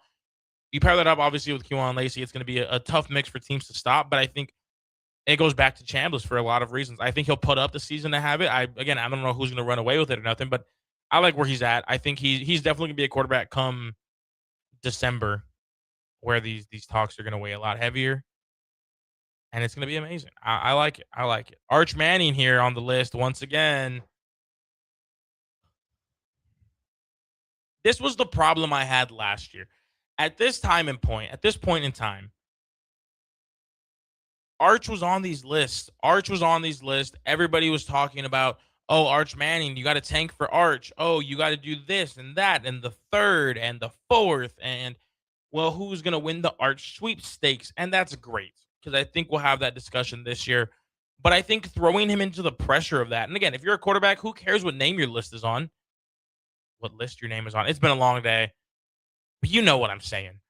Who cares what list your name happens to be on? You read it, you put your head down, you get to work. It's the same way they'd be saying if, hey, Arch Manning's going to be the worst quarterback of the season this year. Who cares? Get out there, do your thing. It really doesn't matter. But I think when it comes to Arch Manning's season last year, I was repeatedly saying I hated the pressure being put on him, not because I didn't think he was capable of it, but because that Last year he was a first-year full-time starter, goes out there, doesn't have great games to really start the first half. I mean, you lose to Florida in the process. Just a mess of what truly could have been there. And I just don't like it. Do I think he's going to have a way better year this year? Absolutely. But it really doesn't matter to me because I think he needs to just play his brand of football. And towards the end of the season, I think he was an elite quarterback. But that's the thing, the same thing we talked about with football and baseball now. I don't care what you can do for a portion of the season. Not when it comes to the Heisman Awards, not when it comes to awards at any level. I want to see what you do the entire season. It should go to the best collegiate player. Do I think you win that award in the last couple of games? No. And I don't think anyone's saying that. But I think him being on the list makes sense. I just hope that we don't fall into the pattern again of, well, he had an average game, he's trash. I think that was the worst thing that happened to him. And I'm not going to lie. I'm sure it was a confidence demeanor that he had in there that was just kind of being thrown off. And I don't like that. Dante Moore, moving on. More quarterbacks. We have 3 quarterbacks here to talk. 2 quarterbacks straight after Arch Manning, 2 more. And then we'll get into 1 more wide receiver here. Dante Moore coming back for another year here, which that was interesting. Here's what the article has to say about Dante Moore. Oregon passer Dante Moore stunned the football world when he passed on the 2025 NFL Draft, passing up a chance to be the first overall selection, or at the worst, second, to return to campus. But with the talent around him and the talent that could have made him the second player picked last spring, Moore certainly can be counted among Heisman favorites to start this year. And yeah, I mean, perfectly said. It definitely was a move that, and I still want to say, doesn't make sense. But we're in a whole different world of college sports right now. We're in a whole different realm of okay, like I just think when it comes to Dante Moore, like I can't fault him. At the end of the day, would you have wanted to go to the Jets? No. And I think that's the situation we're in. Would you have wanted to go to the Jets? Maybe hold off. But then you run the risk now of, okay, well, what if you get hurt? What if you do this? But I think the NIL money, not just for him, but for players around the league, I think that's a conversation worth having as well. Like, these guys, it used to be so much, and I think this maybe goes back to play styles now and I've mentioned this for other teams that we're going to get into, but I think these guys kind of lose their edge over time because it's, well, my fallback is going to be coming back for another year and making NIL money. You think just 10 years ago, there was no fallback. 10 years ago, it was, hey, grind your tail off, get into those top draft projections, get out of here, go make your money. Guys were hungry to get out of college. Now it's a financial backup plan. And I don't think that's a problem. I think these players are maybe getting paid what they're worth, maybe a little more what they're worth. Who knows? That's not me to judge. But I think the fact that they have such a backup plan that can make them millions of dollars, again, is not a problem in itself. But you enter the situation now where guys are just, I don't want to be on the Jets. Let me just go back to Oregon and make millions of dollars and win and have some fun. Then next year we'll see where the chips fall. I don't hate that from a player mindset, but it's an interesting one that we haven't really seen be the true outcome for a lot of these college top athletes. And I think it's interesting to me. Moving on to Julian Sayin here. I think Julian Sayin went kind of under the radar. Yes, he was a Heisman finalist last year, I believe. But I mean, coming off the year he had, Julian Sayin kind of surprised me when I go back and look at the stats. We're going to pull him up here because we will. Julian Sayin, quarterback, Ohio State, finished last year 4th in the Heisman voting. Last year puts up, we'll bring it up here. In 14 games, 301 completions, led the conference. Completion percentage 77, led the conference. Oh, I apologize. Led FBS in completion percentage. And then, of course, 3,600 yards, 32 touchdowns to 8 interceptions. Okay, insane. Interception percentage of 2.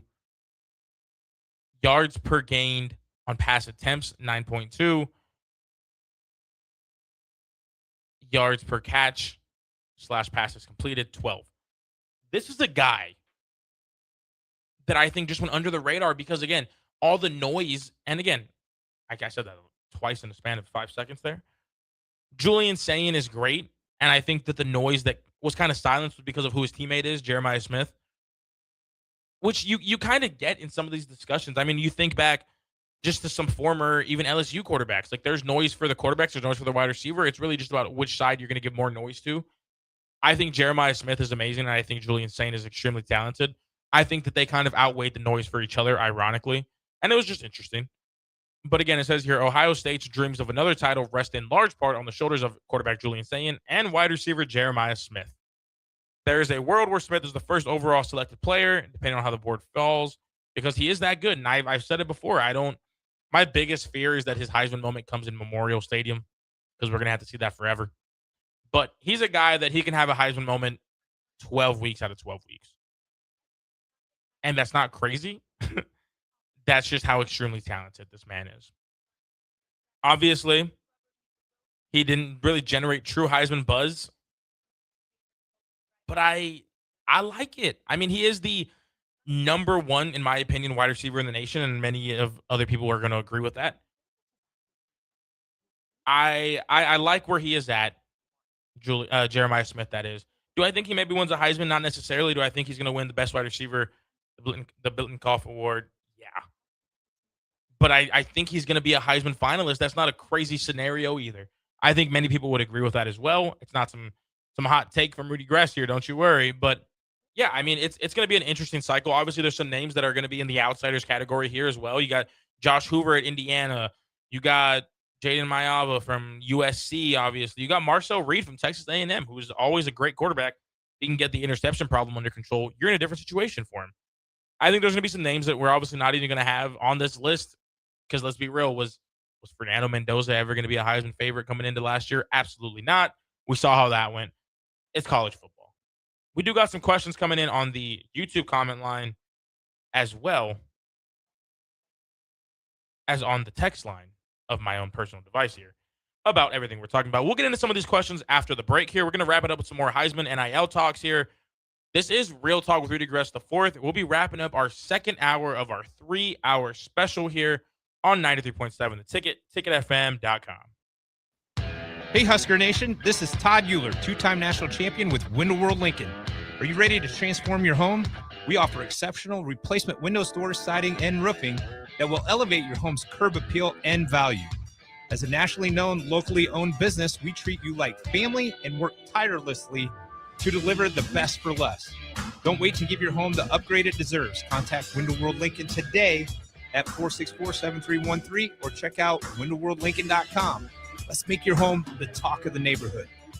At Anderson Ford, we offer a 5-day return or exchange policy, so you can make sure the vehicle you choose is the best vehicle for you. No pressure. Right now, lease a 2026 Ford F-150 for $198 per month for 36 months. Experience better at Anderson Ford. Stock number 1008623, $198 per month lease for 36 months with approved credit, 7,500 miles per year, 14,000 with signing. No security deposit required. Tax, title, and license fees extra. Residency restrictions apply. Program subject to change. Must take new retail delivery from Anderson Auto Group by 7/6/26. Rick Heyman here from Sauter Heyman Jewelers. I want to personally thank our great customers for voting us once again the best of Lincoln. At the same time, we're celebrating our 120th year in business in the great state of Nebraska. You can count on Sauter Heyman for the very best quality, value, and customer service. When it comes to your jewelry needs, visit us at South Point, Grand Island, and the Outlet in downtown Lincoln. Visit us today at sauterheyman.com, and thank you for your continued trust after all these years. Hey there, this is Paul Scheel, owner of High Electric. I want to thank our friends and loyal customers and introduce High Electric to those looking for a new electrician. We've been serving the Lincoln and Omaha area for over 30 years, from design to install, upgrades, and repair. If you are a homeowner or a small business needing some electrical work, call us at 402-466-6606 or check us out at hyelectric.com. We look forward to hearing from you. If you become ill or injured at work and need an experienced attorney, call Liberty Law Group. The attorneys at Liberty Law Group will defend you in court, protect your rights and freedom to get you the best possible results for your case and the justice you deserve. Trust your rights and freedom to Liberty Law Group, attorneys serving Nebraska and Iowa. Call them today at 877-404-5238. That's 404-5238, or check them out online at libertylawgroup.com. If one of the things running through your mind as a business owner is the recurring worry of possible cyber attacks, you can let out a sigh of relief. Hamilton Business Technologies has you covered. As the official business IT partner of the Huskers, we offer real-time threat monitoring, advanced security protocols, and more to keep your data safe from harm. We care about the success of Nebraska businesses and communities like yours. Learn how we can help you at hamiltonisbusiness.com. Hi, Kendall Warnock here, owner of A1 Automotive. If you own a BMW, Audi, Volkswagen, or Mini, specialized service matters. Our team uses advanced diagnostic equipment, OE equipment, including factory-level software, to accurately diagnose and repair your vehicle. Dealer-level capabilities with hometown service. A1 Automotive, 1117 L Street. You can call us 402-477-4660. At Parkview Animal Hospital in Lincoln, it's not just their professional care that sets them apart, but their warm staff and state-of-the-art facilities. Whether it's for a routine checkup or a comprehensive medical procedure, at Parkview, your pet isn't just another number, but a valued member of their caring family. Visit them at pahlincoln.com today and in person just south of 14th and Pine Lake Road. Parkview Animal Hospital, your pet, our passion. For happier, healthier, furry friends. If you want to make new floor shopping easier, come to O Street Carpet. Hi, I'm Steve Carper. Our flooring professionals can help you choose the best flooring for you, your family, and your budget. We eliminate the confusion. Even better, you'll be enjoying your new flooring much sooner. No 6 or 8 week waits. We'll install right away and save you money on installation. Floor shopping made easy every day at O Street Carpet. O Street Carpet. 1732 O Street. Family owned and operated. Always the best value. Perch Merch is your one-stop shop for all your printing and promotional needs in Lincoln, Nebraska. They specialize in screen printing, embroidery, vehicle wraps, window wraps, print collateral, promotional products, and signage. At Perch Merch, they're committed to delivering high-quality products and exceptional customer service. Their experienced team of designers and printing professionals will work with you every step of the way to ensure that your vision is realized. Call for a quote today at 402-217-5212 or go to perchmerch.com. Get rid of pesky critters once and for all with Bats to Rats. Their expert team is here to help you reclaim your home. No more sleepless nights caused by crawling critters or flapping wings. Bats to Rats ensures a safe environment for every family member. Check the website at batstoRats.com for amazing offers, and if you mention this ad, you'll receive $10 off your initial inspection cost. Call Bats to Rats today at 402-781-8691.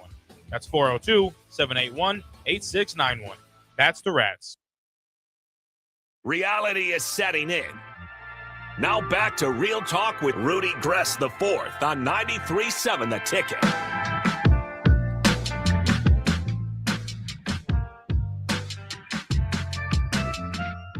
That is right. Welcome back. Real Talk with Rudy Gres IV. Live here on 93.7 The Ticket, ticketfm.com. We're wrapping up our second hour here. It's been a long day, but again, long does not mean it's a bad day. And I've enjoyed that. It's been a great one so far. 8:52 here in Lincoln, Nebraska. Before we hit the break here, we were talking a lot Heisman candidates, where I think they script, where I think they fall. I think obviously it's too early to predict a winner. I think the names we went over are some good names to be keeping tabs on. It's going to be a fun season. I think it'll probably be more talent driven this season. I think last year, obviously, it was too. I mean, you had the talent pool, absolutely. I think this year there's a lot more offensive talent that's going to be on display and then obviously get called in the NFL draft. So that's always going to be a fun time to be watching. Did get a question I wanted to answer here and go into some depth before we hit the third hour of Real Talk here. Are you pro NIL money? Absolutely. I think these players at any level, but we'll stick to the Division I level, obviously, because even at D3, you put your body through the line. You sacrifice your time. You sacrifice your efforts. You do everything you can to better your career. And once you get to college, again, at any level, even the Division III level, like I'm speaking from experience here, it does become a job. There was days where I'd be clocked in here at 4:30, 5 o'clock in the morning. Work. Hey, I got class at 8. I got to go. Class all day. and then I got weights in the mix, and then I have a hitting group in the mix, and then I have my team practice, and that's just before we even get to dinner at 9 p.m. when we leave the field. It is a part of who you are, and it's an identity, and there's, again, sacrifices that have to be made, and I'm not saying that athletes are superior to anybody else or go through things that non-athletes do, but I think that what comes with that, and then, again, at a university like down the road here in the Scarlet and Cream, you are generating millions of dollars by just stepping on that field. The names, the jerseys. Like, I think the money that is being generated from these sports, absolutely, you need to earn your money. My biggest gripe, and while we were up at Wilbur this past Sunday, amazing day, I was talking to a listener and a fan of the programming in between, and we were talking. He was like, "What do you think the biggest issue with college football is in terms of some of the players nowadays?" And I said, "I don't think there's a problem. I don't think it's anything necessarily like that, but I think we've hit a point now where money has become the end all be all for a lot of these players." And again, I think money's important, absolutely, but I think you run into two types of players now: players who want to grind, players who want to do everything properly and are hungry to go to the next level. And you run into players who are sacrificing this, that, and the third to make sure that you can get the NFL money, because that NFL money is different than that NIL money. But still, then you have players who kind of get caught up in the mix, and there's nothing wrong with that. Again, if I was getting handed millions of dollars, I don't know how I'd be with it as well. I don't know if that would be my driving factor too. Like, I get it. These kids, oftentimes, I mean, you have the mix, but you have kids in the mix who have never had this much of money in their lifetime now just handed to them because they can go throw a football or hit a baseball or dunk a basketball. Like, I understand that there's different stipulations that now come with that and can change a lot of what is going on here. I think when it comes to NIL, I have no problem with them earning money. I think I have a problem with it being the driving factor. I think maybe you shouldn't be giving $1.5 million to a kid who graduated high school 4 months ago. I think maybe that's a problem. But again, you can't cap that. You can't keep track of it. We've said it before many times. It does become the wild, wild west here in NIL. And it's hard to put rules on it now because now you're running into legislative issues. Now you're running into court-ordered mandates. And it's a spiral. I think I'm pro kids getting paid what they're worth. I think I'm not against it either, but I think I'm just against with how the mentalities have shifted overall. I mean, you have coaches leaving for more money, which has kind of been the norm, but now you have players following suit, and I don't blame them. I don't blame them one bit. Again, Dante Moore, hey, I could go to the NFL, play for a team that's probably not going to be good even with or without me, or I could probably go back to college, compete for a national championship, make money off of my name, my image, my likeness, get money off endorsements. I'll be in a better situation. I'll have more fun. And then we'll probably be in the same situation next year. Obviously, you run the risk of injuries, falling in anything. And as obviously, it's going to be the case with any person that decides to come back for college football. But again, I was talking to Farley, and he mentioned today, he said, man, we need some ugly mugs on this team again in Nebraska. We need some guys who are just willing to just do the bare minimum outside of football. When it's football time, you go, you get dirty, you get bloody, you get cut up, you do everything you got to do, and then you go home, sleep, and you're ready to do it the next day. And I think that's the sentiment I've been trying to go after this entire season, this entire offseason at least, every time I had the mic in front of me. I want players here at Nebraska, I want players on any team that I'm a fan of to go out there and just want to play football. I don't care what that check looks like. Obviously, that's important to you, and that's perfect. But I think that we've ran into a problem where that is the driving factor, and it's no longer how good can I play? How am I going to get to the NFL? Because, yes, a lot of these guys are going to get drafted anyways, but that idea has kind of slipped the minds now because you can make life-changing amounts of money in college sports now. I don't think it's a problem, but I think it's a byproduct of the bigger issue here. And I think that's kind of where I stand on that. With that being said, we'll be wrapping up our second hour here. Again, first hour, wanted to talk some baseball with you guys. Second hour, wanted to keep it some college football. Third hour, if you can tell from the title here, we're going to get into some NFL teams. We'll talk about which teams maybe have the most expectations, which teams hopefully we can surprise some people. But I want to talk about some teams that maybe are flying under the radar, but teams that need to perform, teams that don't have the ability to have a bad season per se, because maybe that clock's running out. Maybe some players are the issue.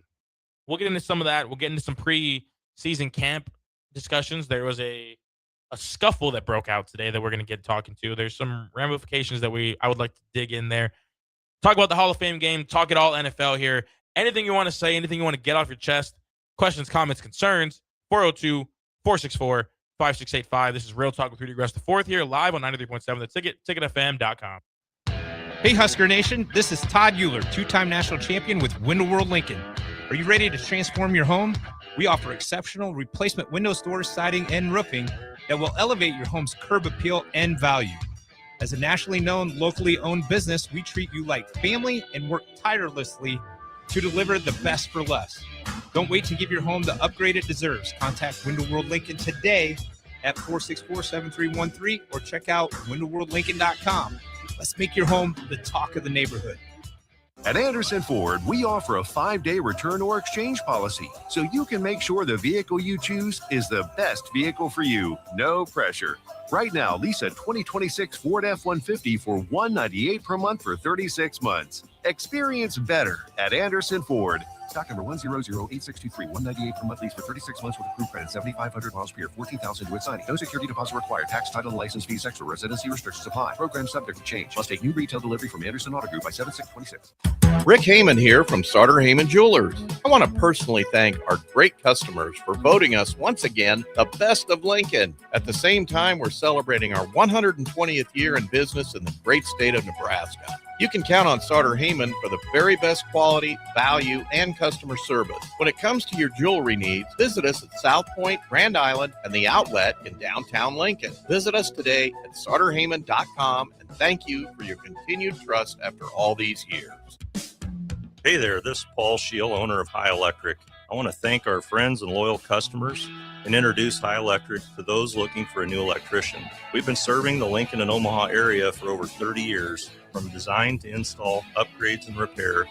If you are a homeowner or a small business needing some electrical work, call us at 402-466-6606 or check us out at hyelectric.com. We look forward to hearing from you.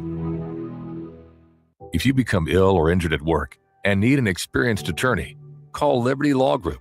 The attorneys at Liberty Law Group will defend you in court, protect your rights and freedom to get you the best possible results for your case and the justice you deserve.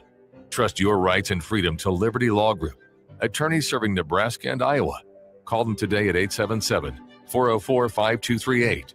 That's 877-404-5238. Or check them out online at libertylawgroup.com. If one of the things running through your mind as a business owner is the recurring worry of possible cyber attacks, you can let out a sigh of relief. Hamilton Business Technologies has you covered. As the official business IT partner of the Huskers, we offer real-time threat monitoring, advanced security protocols, and more to keep your data safe from harm. We care about the success of Nebraska businesses and communities like yours. Learn how we can help you at hamiltonisbusiness.com. Hi, Kendall Warnock here, owner of A1 Automotive. If you own a BMW, Audi, Volkswagen, or Mini, specialized service matters. Our team uses advanced diagnostic equipment, OE equipment, including factory-level software, to accurately diagnose and repair your vehicle. Dealer-level capabilities with hometown service. A1 Automotive, 1117 L Street. You can call us 402-477-4660. At Parkview Animal Hospital in Lincoln, it's not just their professional care that sets them apart, but their warm staff and state-of-the-art facilities. Whether it's for a routine checkup or a comprehensive medical procedure, at Parkview, your pet isn't just another number, but a valued member of their caring family. Visit them at pahlincoln.com today and in person just south of 14th and Pine Lake Road. Parkview Animal Hospital, your pet, our passion. For happier, healthier, furry friends. If you want to make new floor shopping easier, come to O Street Carpet. Hi, I'm Steve Carper. Our flooring professionals can help you choose the best flooring for you, your family, and your budget. We eliminate the confusion. Even better, you'll be enjoying your new flooring much sooner. No 6 or 8 week waits. We'll install right away and save you money on installation. Floor shopping made easy every day at O Street Carpet. O Street Carpet. 1732 O Street. Family owned and operated. Always the best value. Perch Merch is your one-stop shop for all your printing and promotional needs in Lincoln, Nebraska. They specialize in screen printing, embroidery, vehicle wraps, window wraps, print collateral, promotional products, and signage. At Perch Merch, they're committed to delivering high-quality products and exceptional customer service. Their experienced team of designers and printing professionals will work with you every step of the way to ensure that your vision is realized. Call for a quote today at 402-217-5212 or go to perchmerch.com. Get rid of pesky critters once and for all with Bats to Rats. Their expert team is here to help you reclaim your home. No more sleepless nights caused by crawling critters or flapping wings. Bats to Rats ensures a safe environment for every family member. Check the website at batstoRats.com for amazing offers, and if you mention this ad, you'll receive $10 off your initial inspection cost. Call Bats to Rats today at 402-781-8691. That's 402-781-8691. Bats to Rats. Hey, Husker Nation, this is Todd Euler, two-time national champion with Window World Lincoln. Are you ready to transform your home? We offer exceptional replacement windows, doors, siding, and roofing that will elevate your home's curb appeal and value. As a nationally known, locally owned business, we treat you like family and work tirelessly to deliver the best for less. Don't wait to give your home the upgrade it deserves. Contact Window World Lincoln today at 464-7313 or check out windowworldlincoln.com. Let's make your home the talk of the neighborhood. At Anderson Ford, we offer a 5-day return or exchange policy, so you can make sure the vehicle you choose is the best vehicle for you. No pressure.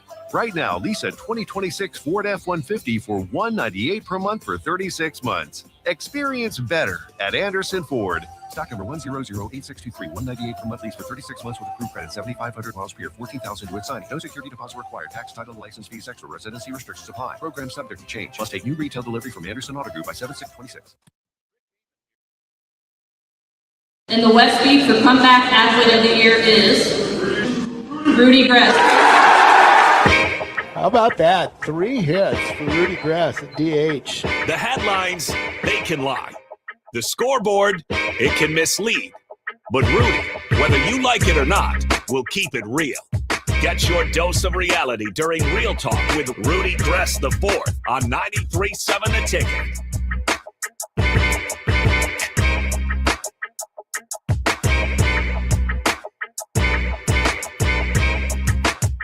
Welcome back. Real Talk with Rudy Gres IV here live. Once again on this Friday here, 93.7 The Ticket, ticketfm.com. Again, weather report, no idea because I haven't been outside in 3 hours, but that's okay. It looks like a busy night downtown. I'm seeing, again, a lot of people.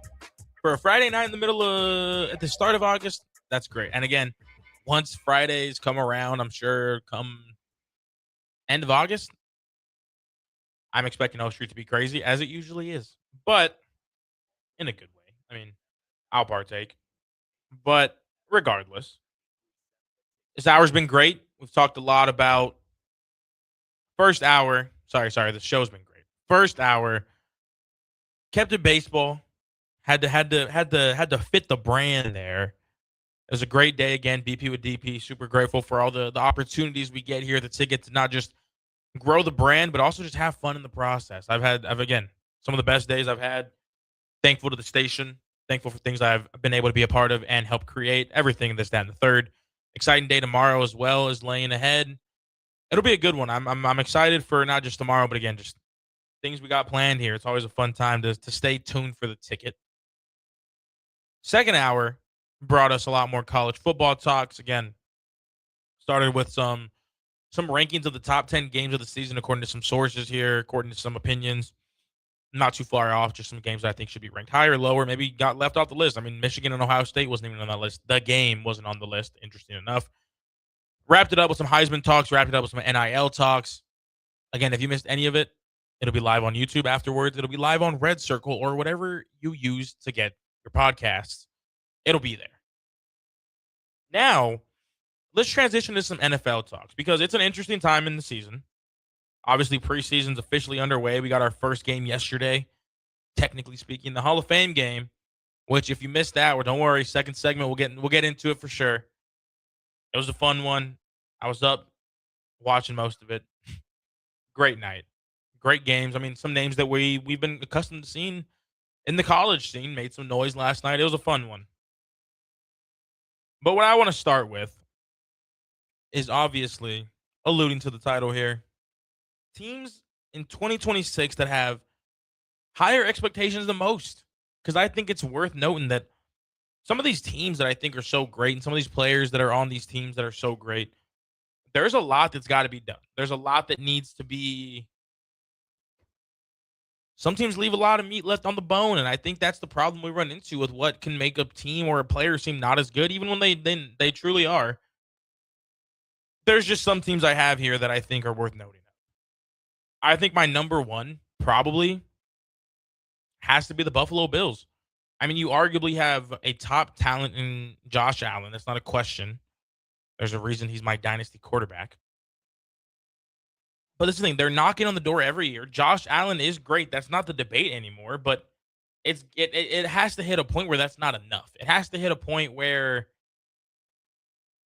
Josh Allen's great. Team's great. But you got to win in the postseason. Again, we've seen them get kind of dumped over on some Chiefs games, just overtime rules, okay. But can Buffalo truly turn the Josh Allen era into a Super Bowl? And I think that's the question that we're just waiting on them to answer. If the answer is going to be no, we're not going to know till it's over. But again, they have the new stadium factor. It's not going to add too much of a layer, but there's a new layer into that.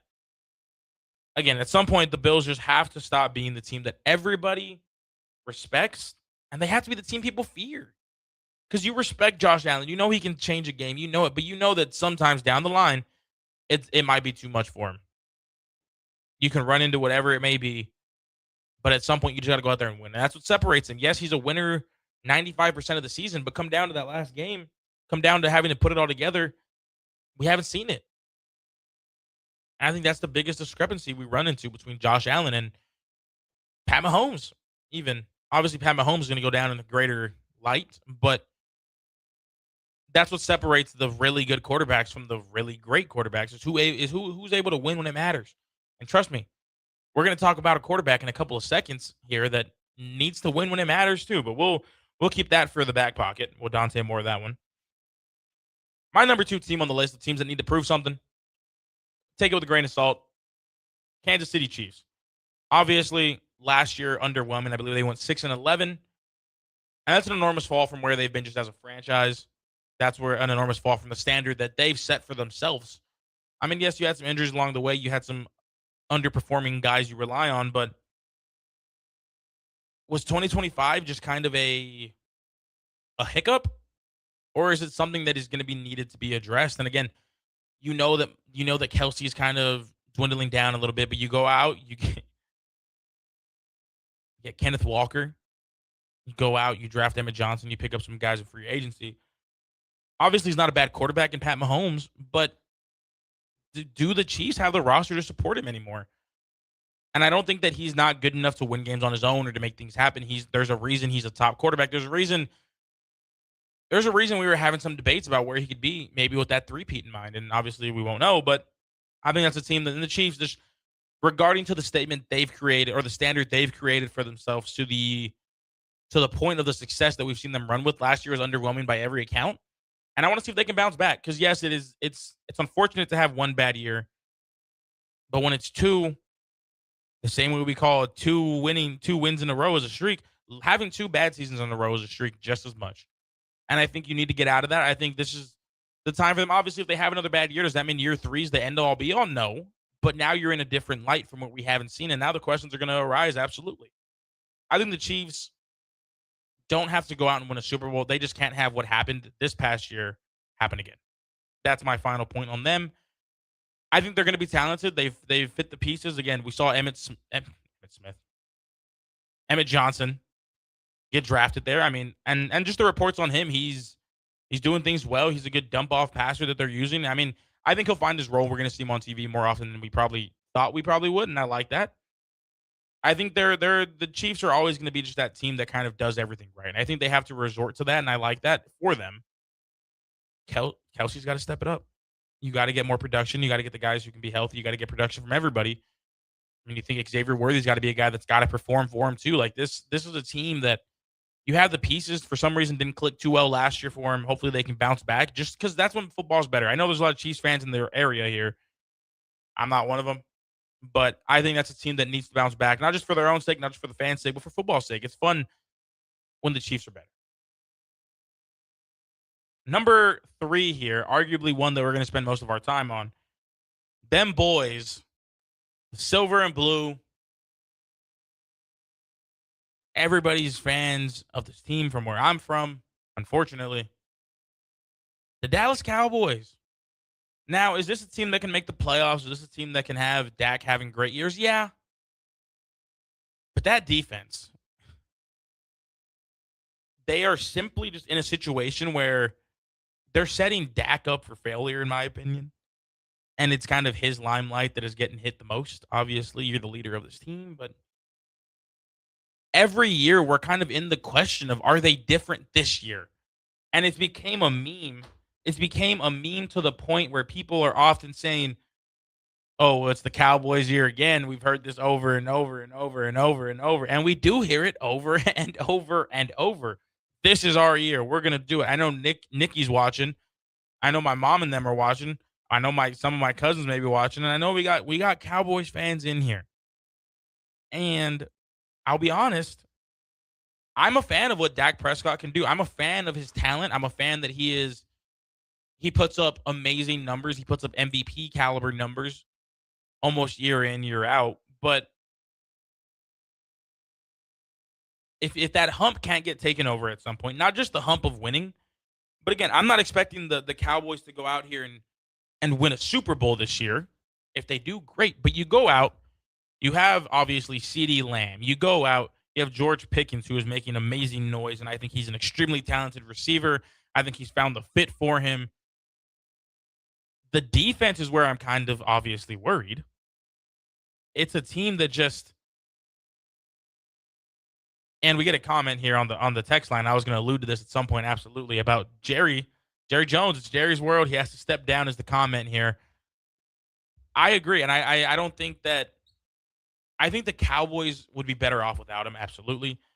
I just think they've hit a situation where obviously you can't, and even that, the next person does probably going to be someone that is in the Jerry Jones family and the Jerry Jones bloodline, and you run into that problem over and over. But, yeah, I mean, for a team like the Cowboys, and I know football is different from every other sport, you would just assume that you could build not even just a dream team roster, just build more pieces, build the defense, build something. You're going year in and year out without a top running back. You don't need to go get Bijan, obviously. You don't need to try to tank for a Jeremiah Love. You don't need to do an Ashton Genty turnaround here.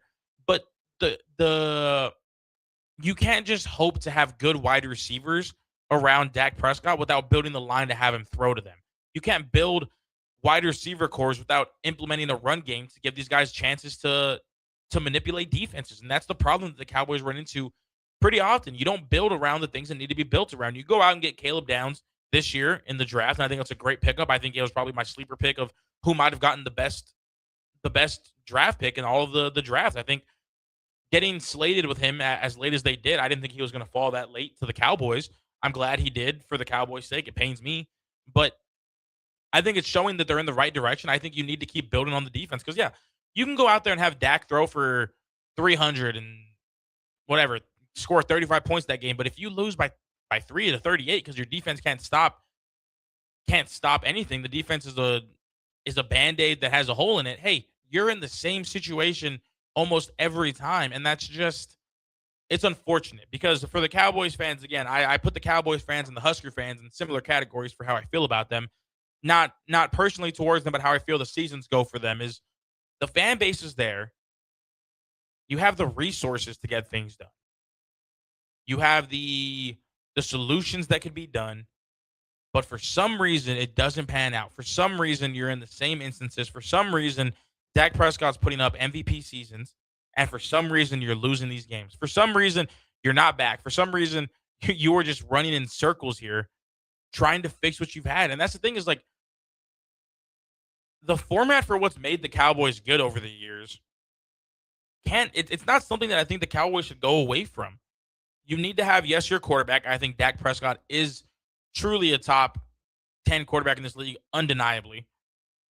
I think you need to build. I mean, when the Cowboys have been good, which, let's be real, in my lifetime hasn't been too often, it's usually been built around 3 core pieces on the offensive side. It's that quarterback. We'll go to 4. Quarterback, wide receiver, tight end.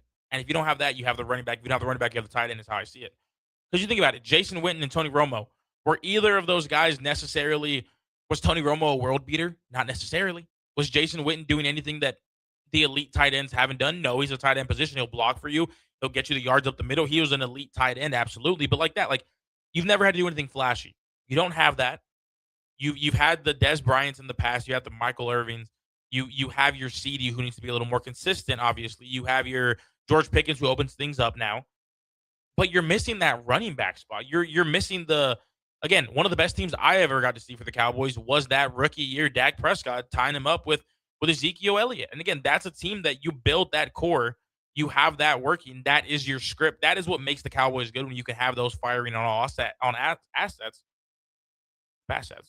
But you don't have the defense to go with it.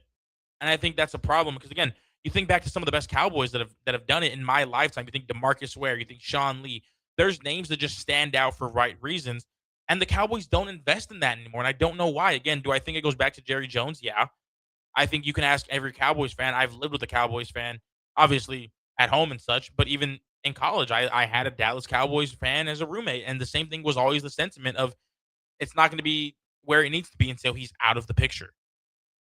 And I don't think that's wrong because at the end of the day, this is a team that makes more money than anything. And the wins don't follow when it matters. Again, I'm not asking them to win 13 games and go win a Super Bowl every year. But I'm asking them to give Cowboys fans a reasons to believe in this team come January. We've seen too many good seasons or decent seasons get you to the postseason and you squander it all in the playoffs. I mean, a couple years ago, Jordan Love takes down the Cowboys. As a Packers fan, I loved it, but also just looking at it, that was a Cowboys team that was pretty good. And it didn't matter because come the end of it all, whether it's your defense flopping, whether it's Dak Prescott not performing, you're in a situation now where, hey, you're not getting over the hump. Hey, you're not back. And I just think that's interesting to me. We'll transition to some more positive lights here to wrap up segment 1. There's some teams on here that I think could be sleeper teams that maybe need to be talked about a little more. I'll probably harp on 2 teams just for the final moments here. One team I think that needs to improve and also be a surprise candidate in the same sense. It's probably the 49ers. I mean, they're a couple years removed from Super Bowl appearances. Obviously, you lose some defensive guys in there before the game even starts for your defensive possessions. It's a tough team. We know that Brock Purdy and that staff was facing a lot of hiccups and injuries and missing pieces last year. They're still getting the injuries. They're still missing some key pieces. Ricky Pearsall comes to mind. Just got told he's not healthy again. Obviously, it's tough for that kid out of the University of Florida. It's interesting, though, because that's a team that when they're put together, they can get things done. You think George Kittle, you think CMC, obviously Brock Purdy, he can do enough for your team to get into some wins, and that's great. But it's just you run into the same sentiment of they're right there. They have the pieces. If they can stay healthy, they're always a team to be watching for. It's the 49ers. They've come to not be the greatest in my lifetime when it comes to closing things out. And you really think even just Colin Kaepernick days, that was a great run and ultimately was a Ravens Super Bowl. One team that I think is worth noting that I would want to watch, and this pains me. I talked to Harrison about it a couple days ago, actually. The Chicago Bears. As a Packers fan, do I want to say that sentence? No. But the Chicago Bears, what they're building there is great. Obviously, Caleb Williams leads them to the playoffs, takes down the Packers in the playoffs. Caleb Williams is great. I think Caleb Williams and everything he does is great. I think what he does for that team is amazing. Again, he is so skilled. The core they're building around him, I'm also a huge fan of. Because they're doing it right, I think. I think they have their franchise guy. It's not a secret. That is who they are going to build this team around. He's going to be Caleb Williams. He's your quarterback of the future, and he rightfully should be. There's a reason in my fantasy group chat that I'm getting calls about this guy and texts about this guy because, hey, I was smart enough to take Caleb Williams. You're welcome.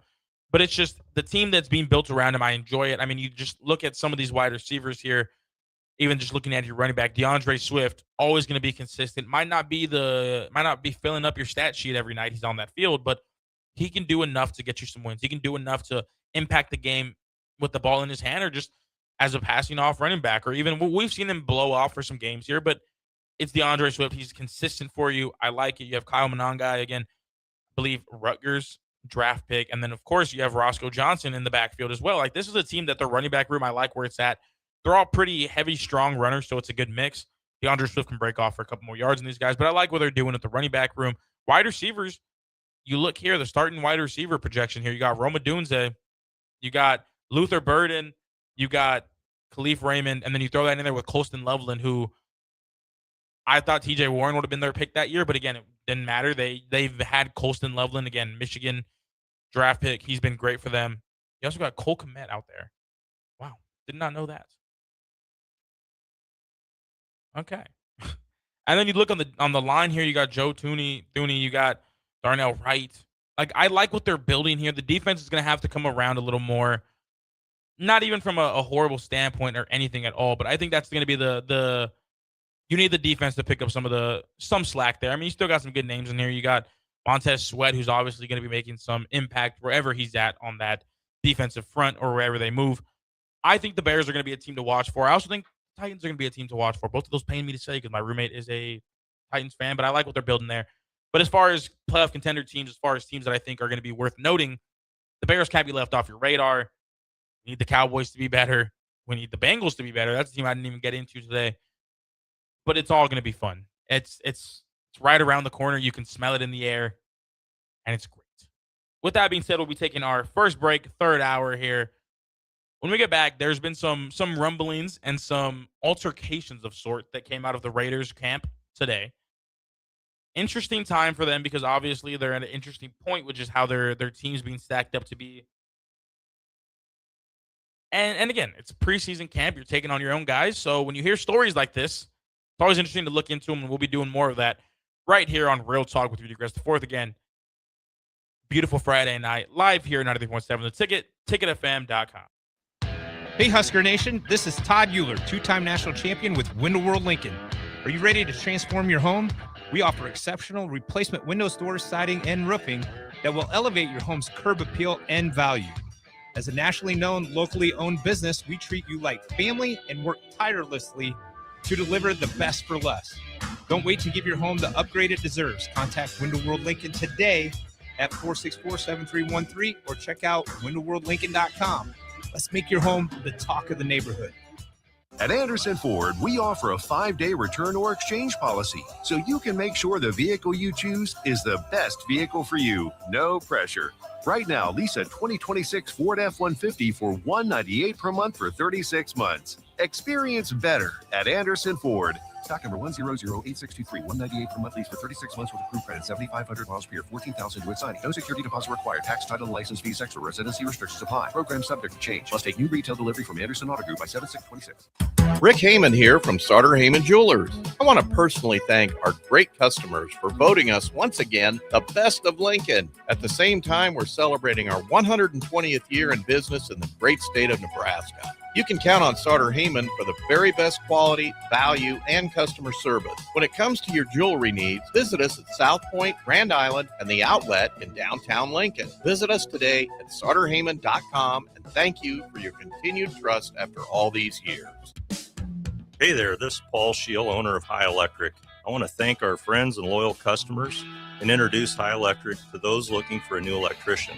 We've been serving the Lincoln and Omaha area for over 30 years, from design to install, upgrades, and repair. If you are a homeowner or a small business needing some electrical work, call us at 402-466-6606 or check us out at hyelectric.com. We look forward to hearing from you. If you become ill or injured at work and need an experienced attorney, call Liberty Law Group. The attorneys at Liberty Law Group will defend you in court, protect your rights and freedom to get you the best possible results for your case and the justice you deserve. Trust your rights and freedom to Liberty Law Group, attorneys serving Nebraska and Iowa. Call them today at 877-404-5238. That's 877-404-5238. Or check them out online at libertylawgroup.com. If one of the things running through your mind as a business owner is the recurring worry of possible cyber attacks, you can let out a sigh of relief. Hamilton Business Technologies has you covered. As the official business IT partner of the Huskers, we offer real-time threat monitoring, advanced security protocols, and more to keep your data safe from harm. We care about the success of Nebraska businesses and communities like yours. Learn how we can help you at hamiltonisbusiness.com. Hi, Kendall Warnock here, owner of A1 Automotive. If you own a BMW, Audi, Volkswagen, or Mini, specialized service matters. Our team uses advanced diagnostic equipment, OE equipment, including factory-level software, to accurately diagnose and repair your vehicle. Dealer-level capabilities with hometown service. A1 Automotive, 1117 L Street. You can call us 402-477-4660. At Parkview Animal Hospital in Lincoln, it's not just their professional care that sets them apart, but their warm staff and state-of-the-art facilities. Whether it's for a routine checkup or a comprehensive medical procedure, at Parkview, your pet isn't just another number, but a valued member of their caring family. Visit them at pahlincoln.com today and in person just south of 14th and Pine Lake Road. Parkview Animal Hospital, your pet, our passion. For happier, healthier, furry friends. If you want to make new floor shopping easier, come to O Street Carpet. Hi, I'm Steve Carper. Our flooring professionals can help you choose the best flooring for you, your family, and your budget. We eliminate the confusion. Even better, you'll be enjoying your new flooring much sooner. No 6 or 8 week waits. We'll install right away and save you money on installation. Floor shopping made easy every day at O Street Carpet. O Street Carpet. 1732 O Street. Family owned and operated. Always the best value. Perch Merch is your one-stop shop for all your printing and promotional needs in Lincoln, Nebraska. They specialize in screen printing, embroidery, vehicle wraps, window wraps, print collateral, promotional products, and signage. At Perch Merch, they're committed to delivering high-quality products and exceptional customer service. Their experienced team of designers and printing professionals will work with you every step of the way to ensure that your vision is realized. Call for a quote today at 402-217-5212 or go to perchmerch.com. Get rid of pesky critters once and for all with Bats to Rats. Their expert team is here to help you reclaim your home.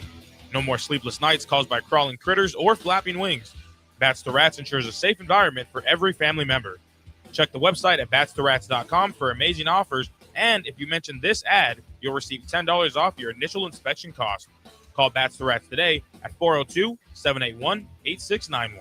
That's 402-781-8691. Bats to Rats. Hey, Husker Nation, this is Todd Euler, two-time national champion with Window World Lincoln. Are you ready to transform your home? We offer exceptional replacement windows, doors, siding, and roofing that will elevate your home's curb appeal and value. As a nationally known, locally owned business, we treat you like family and work tirelessly to deliver the best for less. Don't wait to give your home the upgrade it deserves. Contact Window World Lincoln today at 464-7313 or check out windowworldlincoln.com. Let's make your home the talk of the neighborhood. Reality is setting in. Now back to Real Talk with Rudy Gres IV on 93.7 The Ticket.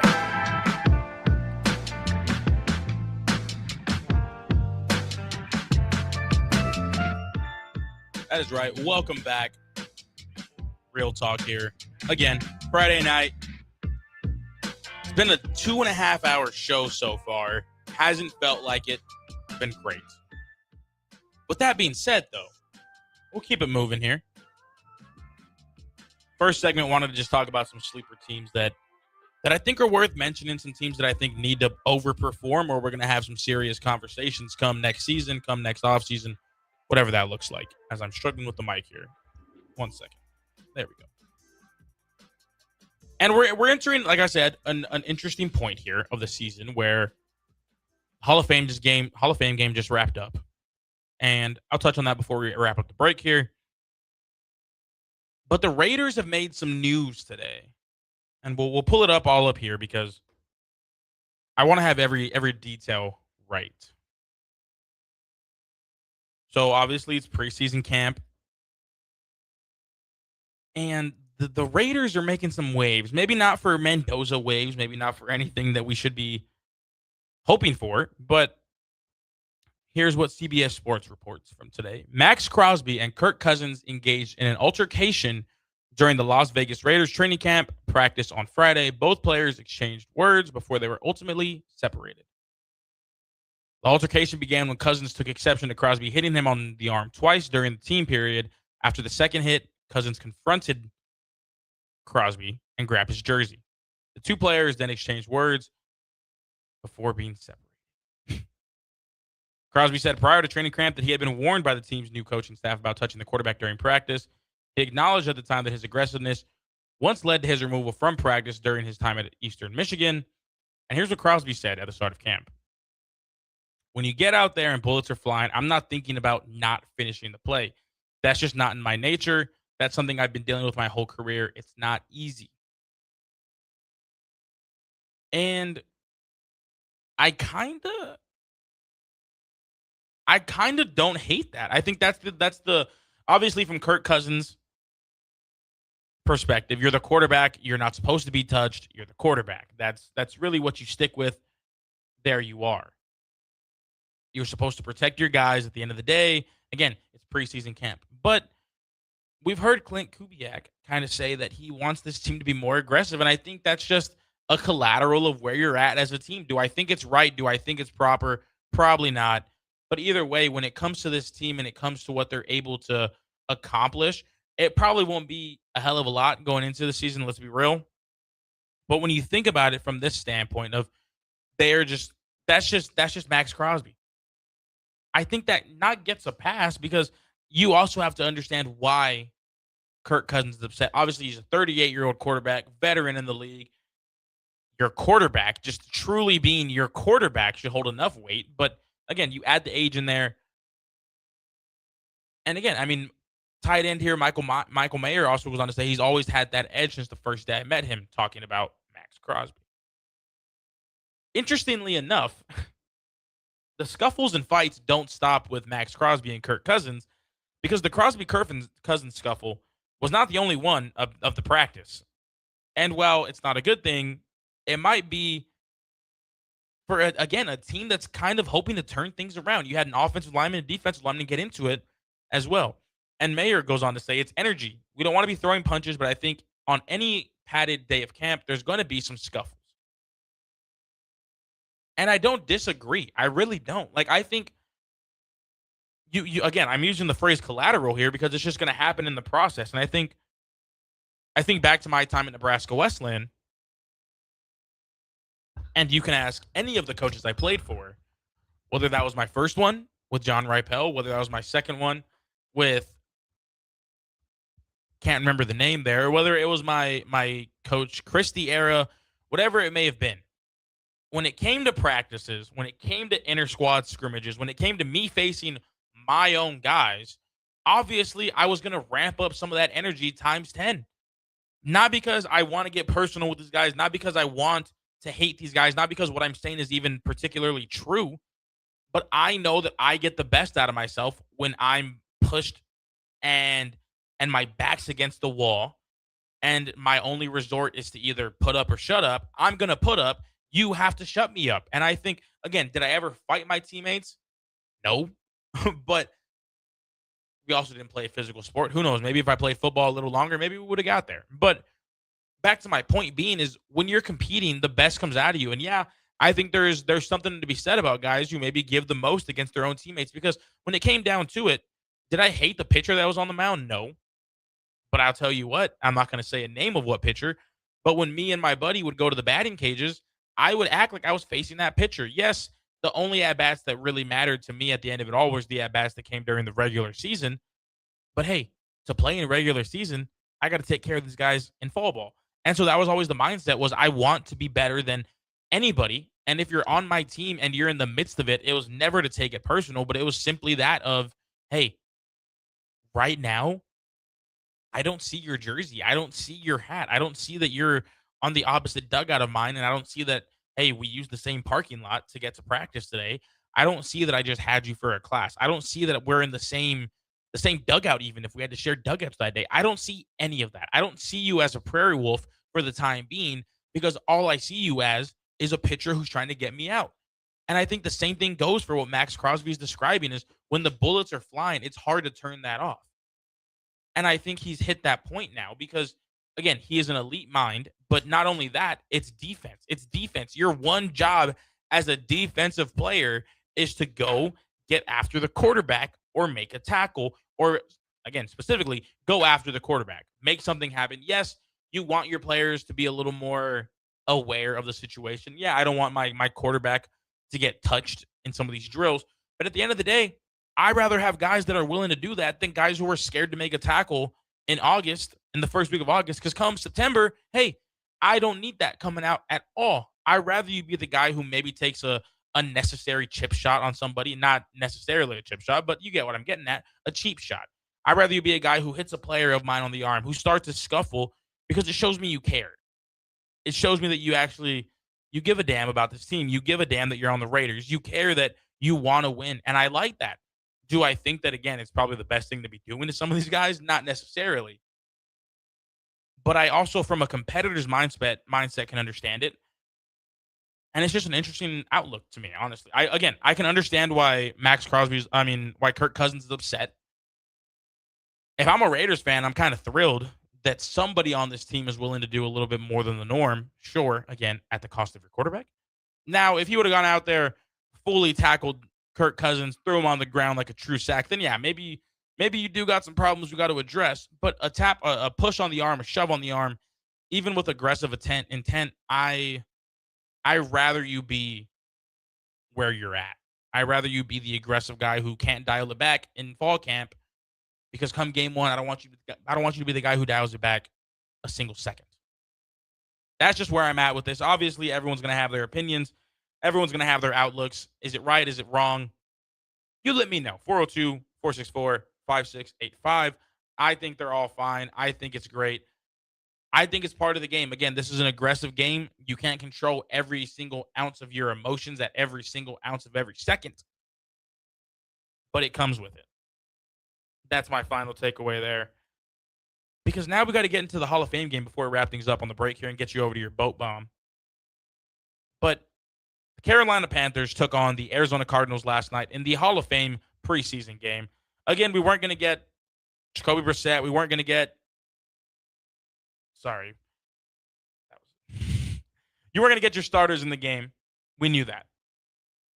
But I'm a firm believer, and I'm going to say it on record here, August 7th, 2026, 9:41 p.m. I think Carson Beck wins this Cardinals starting quarterback job by the end of the season. I'm not going to give an exact week because then that makes my prediction look even worse if I'm wrong. Less cool. But I think he's winning this spot by the end of the season. The beckoning is what they're calling it. I mean, he goes out there, has a great game. Carson Beck, rookie, drafted out of Miami, played at Georgia, one of the most winning quarterbacks in FBS history. Throws for 188 yards, touchdown, no interception, 15 of 19 on pass attempts. He looked really poised back there. And I sent a text to Wyman last night. It's on the text line here. I'll try to look it up. I think what Carson Beck did extremely well in college is what is going to help him the most in the pros. And I know that sounds like a pretty layman statement, but when you think about it, the things that made him so good wasn't just, oh, he can win. It was his play style. Here's what I sent specifically last night at 11:18 p.m. to Late Night in Lincoln with Nick Wyman. I think his play style could translate smoothly. The pocket presence and the IQ is there. He's going to have a jump, obviously, and adjust and adapt. But the things he was good at in college, if those can remain true, not anytime soon, obviously, with some development, this could be a decent move that might help the Cardinals more than they think, is what I was getting at. Because, yes, they lose the game. That doesn't even matter to me. Those passes he was making, they were tight windows. He was making the right plays, the right reads. It was a very complete performance we saw from Carson Beck, who, going into this, I don't think had an immense amount of pressure on his shoulders, but it was a quarterback that you knew was going to have to make something happen to get the looks. Yes, he's your third round, I believe, draft pick either way, but he's a guy that there's a stigma to him of the age and how long he stayed in college and this and that, but I like it. I think he showed some good poise. I think he showed that he could control a game. Yes, the stakes are a little lower, but I genuinely enjoyed seeing his play style come to life there. And it was fun. I mean, he showed that he can do it, and it was great. Another thing that comes out of here, and we'll wrap it up with this. Hayes King, quarterback from Georgia Tech, third-string rookie quarterback behind Bryce Young and Kenny Pickett as the backup there in Carolina, had a great game. I mean, he entered the game, took it to a dramatic finish. He did provide the Panthers with an immediate upgrade behind there. He was a lot quicker, more confident, and Kenny Pickett looked slightly hesitant. Obviously, he's your veteran journeyman. It's a little different there, but King finishes 21 of 34 for 180 yards, 2 touchdowns, no interceptions, 39 rushing yards, and a touchdown with won the game. You want guys that can win. He got that 2-minute drive in you. He took open advantage of it. And again, Jimmy Horn Jr., Colorado wide receiver, was out there making some plays. I think this is a Panthers team that shows some true depth last night. Yes, Hayes King's probably not going to win that quarterback battle anytime soon, but we've seen Bryce Young struggle.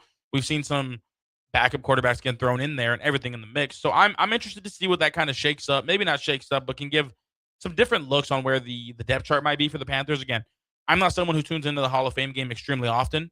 I knew I was going to be talking about it today, and I'm glad I did, though. It went down as a classic. I mean, people on Twitter were clamoring about it, and it was great. Nick Wyman obviously was watching it. He's Nick Wyman.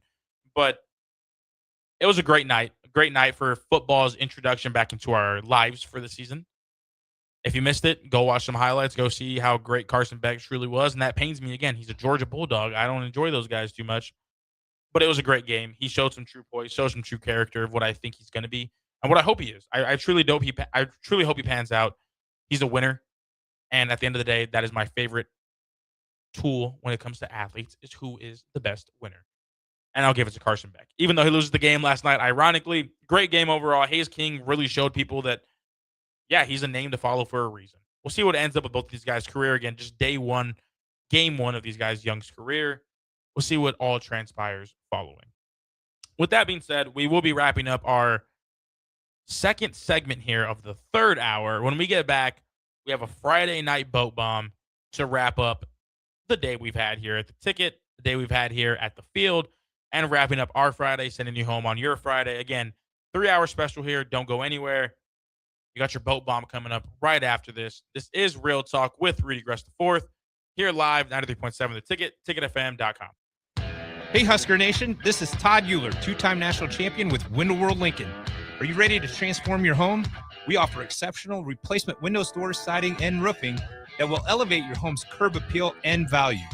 As a nationally known, locally owned business, we treat you like family and work tirelessly to deliver the best for less. Don't wait to give your home the upgrade it deserves. Contact Window World Lincoln today at 464-7313 or check out windowworldlincoln.com. Let's make your home the talk of the neighborhood. At Anderson Ford, we offer a 5-day return or exchange policy, so you can make sure the vehicle you choose is the best vehicle for you. No pressure. Right now, lease a 2026 Ford F-150 for $198 per month for 36 months. Experience better at Anderson Ford. Stock number 1008623, $198 per month lease for 36 months with approved credit, 7,500 miles per year, 14,000 with signing. No security deposit required. Tax, title, and license fees extra. Residency restrictions apply. Program subject to change. Must take new retail delivery from Anderson Auto Group by 7/6/26. Rick Heyman here from Sauter Heyman Jewelers. I want to personally thank our great customers for voting us once again the best of Lincoln. At the same time, we're celebrating our 120th year in business in the great state of Nebraska. You can count on Sauter Heyman for the very best quality, value, and customer service. When it comes to your jewelry needs, visit us at South Point, Grand Island, and the Outlet in downtown Lincoln. Visit us today at sauterheyman.com, and thank you for your continued trust after all these years. Hey there, this is Paul Scheel, owner of High Electric. I want to thank our friends and loyal customers and introduce High Electric to those looking for a new electrician.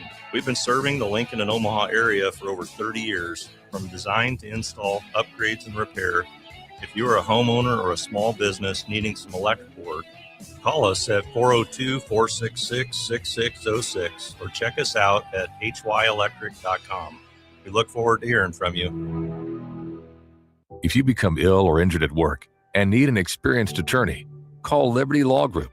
The attorneys at Liberty Law Group will defend you in court, protect your rights and freedom to get you the best possible results for your case and the justice you deserve. Trust your rights and freedom to Liberty Law Group, attorneys serving Nebraska and Iowa. Call them today at 877-404-5238. That's 404-5238, or check them out online at libertylawgroup.com. If one of the things running through your mind as a business owner is the recurring worry of possible cyber attacks, you can let out a sigh of relief. Hamilton Business Technologies has you covered. As the official business IT partner of the Huskers, we offer real-time threat monitoring, advanced security protocols, and more to keep your data safe from harm. We care about the success of Nebraska businesses and communities like yours. Learn how we can help you at hamiltonisbusiness.com. Hi, Kendall Warnock here, owner of A1 Automotive. If you own a BMW, Audi, Volkswagen, or Mini, specialized service matters. Our team uses advanced diagnostic equipment, OE equipment, including factory-level software, to accurately diagnose and repair your vehicle. Dealer-level capabilities with hometown service. A1 Automotive, 1117 L Street. You can call us 402-477-4660. At Parkview Animal Hospital in Lincoln, it's not just their professional care that sets them apart, but their warm staff and state-of-the-art facilities. Whether it's for a routine checkup or a comprehensive medical procedure, at Parkview, your pet isn't just another number, but a valued member of their caring family. Visit them at pahlincoln.com today and in person just south of 14th and Pine Lake Road. Parkview Animal Hospital, your pet, our passion. For happier, healthier, furry friends. In the Westby for Comeback Athlete of the Year is Rudy Gres. How about that? 3 hits for Rudy Gres at DH. The headlines, they can lie. The scoreboard, it can mislead. But Rudy, whether you like it or not, will keep it real. Get your dose of reality during Real Talk with Rudy Gres the Fourth on 93.7 The Ticket.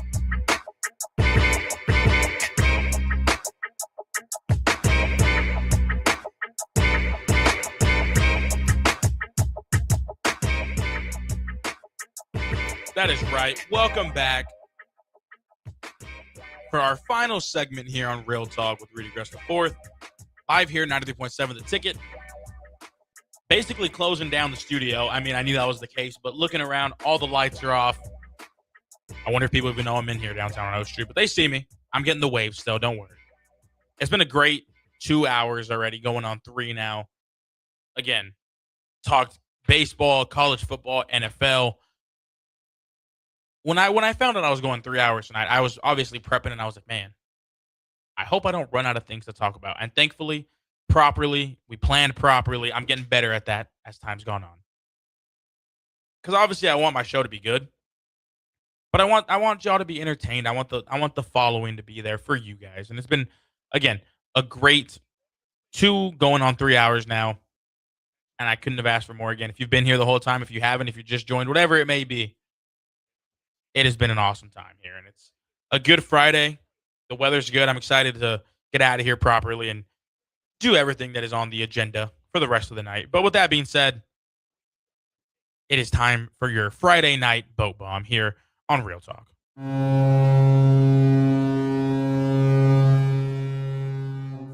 Today's boat bomb comes to us once again from Kanye West. Different song this time.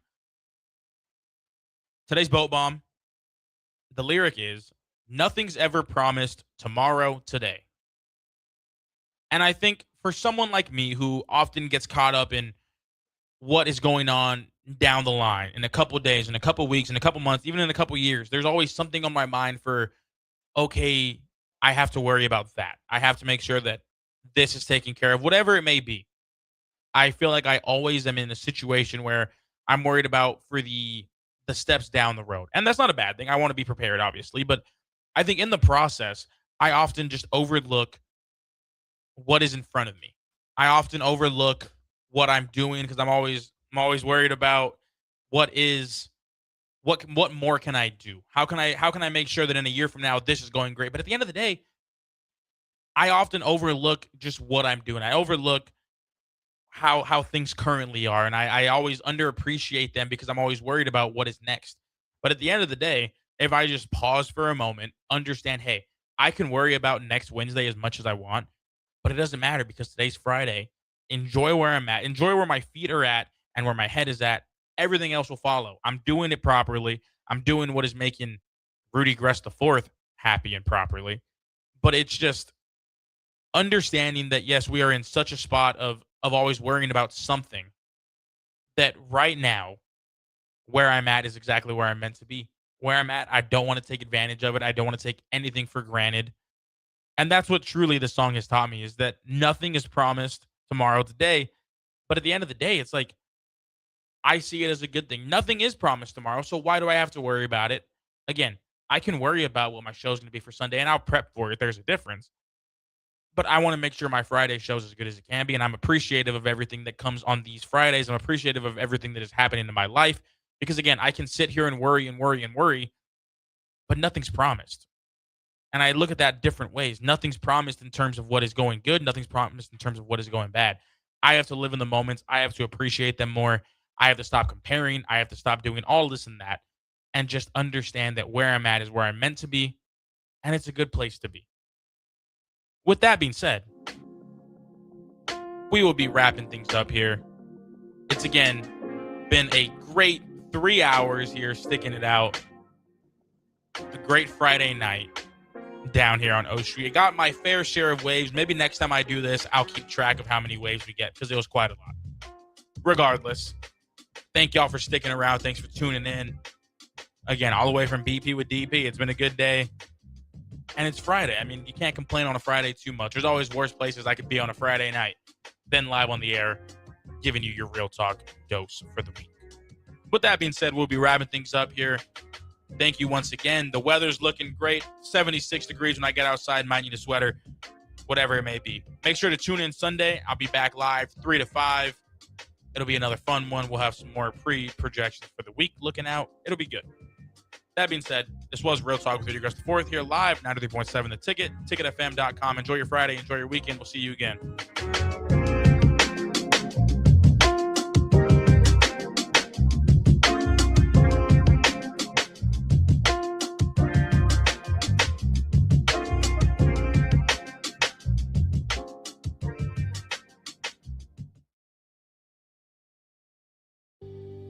If you want to make new floor shopping easier, come to O Street Carpet. Hi, I'm Steve Carper. Our flooring professionals can help you choose the best flooring for you, your family, and your budget. We eliminate the confusion. Even better, you'll be enjoying your new flooring much sooner. No 6 or 8 week waits. We'll install right away and save you money on installation. Floor shopping made easy every day at O Street Carpet. O Street Carpet. 1732 O Street. Family owned and operated. Always the best value. Perch Merch is your one-stop shop for all your printing and promotional needs in Lincoln, Nebraska. They specialize in screen printing, embroidery, vehicle wraps, window wraps, print collateral, promotional products, and signage. At Perch Merch, they're committed to delivering high-quality products and exceptional customer service. Their experienced team of designers and printing professionals will work with you every step of the way to ensure that your vision is realized. Call for a quote today at 402-217-5212 or go to perchmerch.com. Get rid of pesky critters once and for all with Bats to Rats. Their expert team is here to help you reclaim your home. No more sleepless nights caused by crawling critters or flapping wings.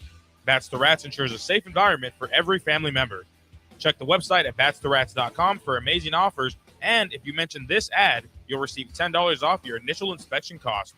Call Bats to Rats today at 402-781-8691. That's 402-781-8691. Bats to Rats.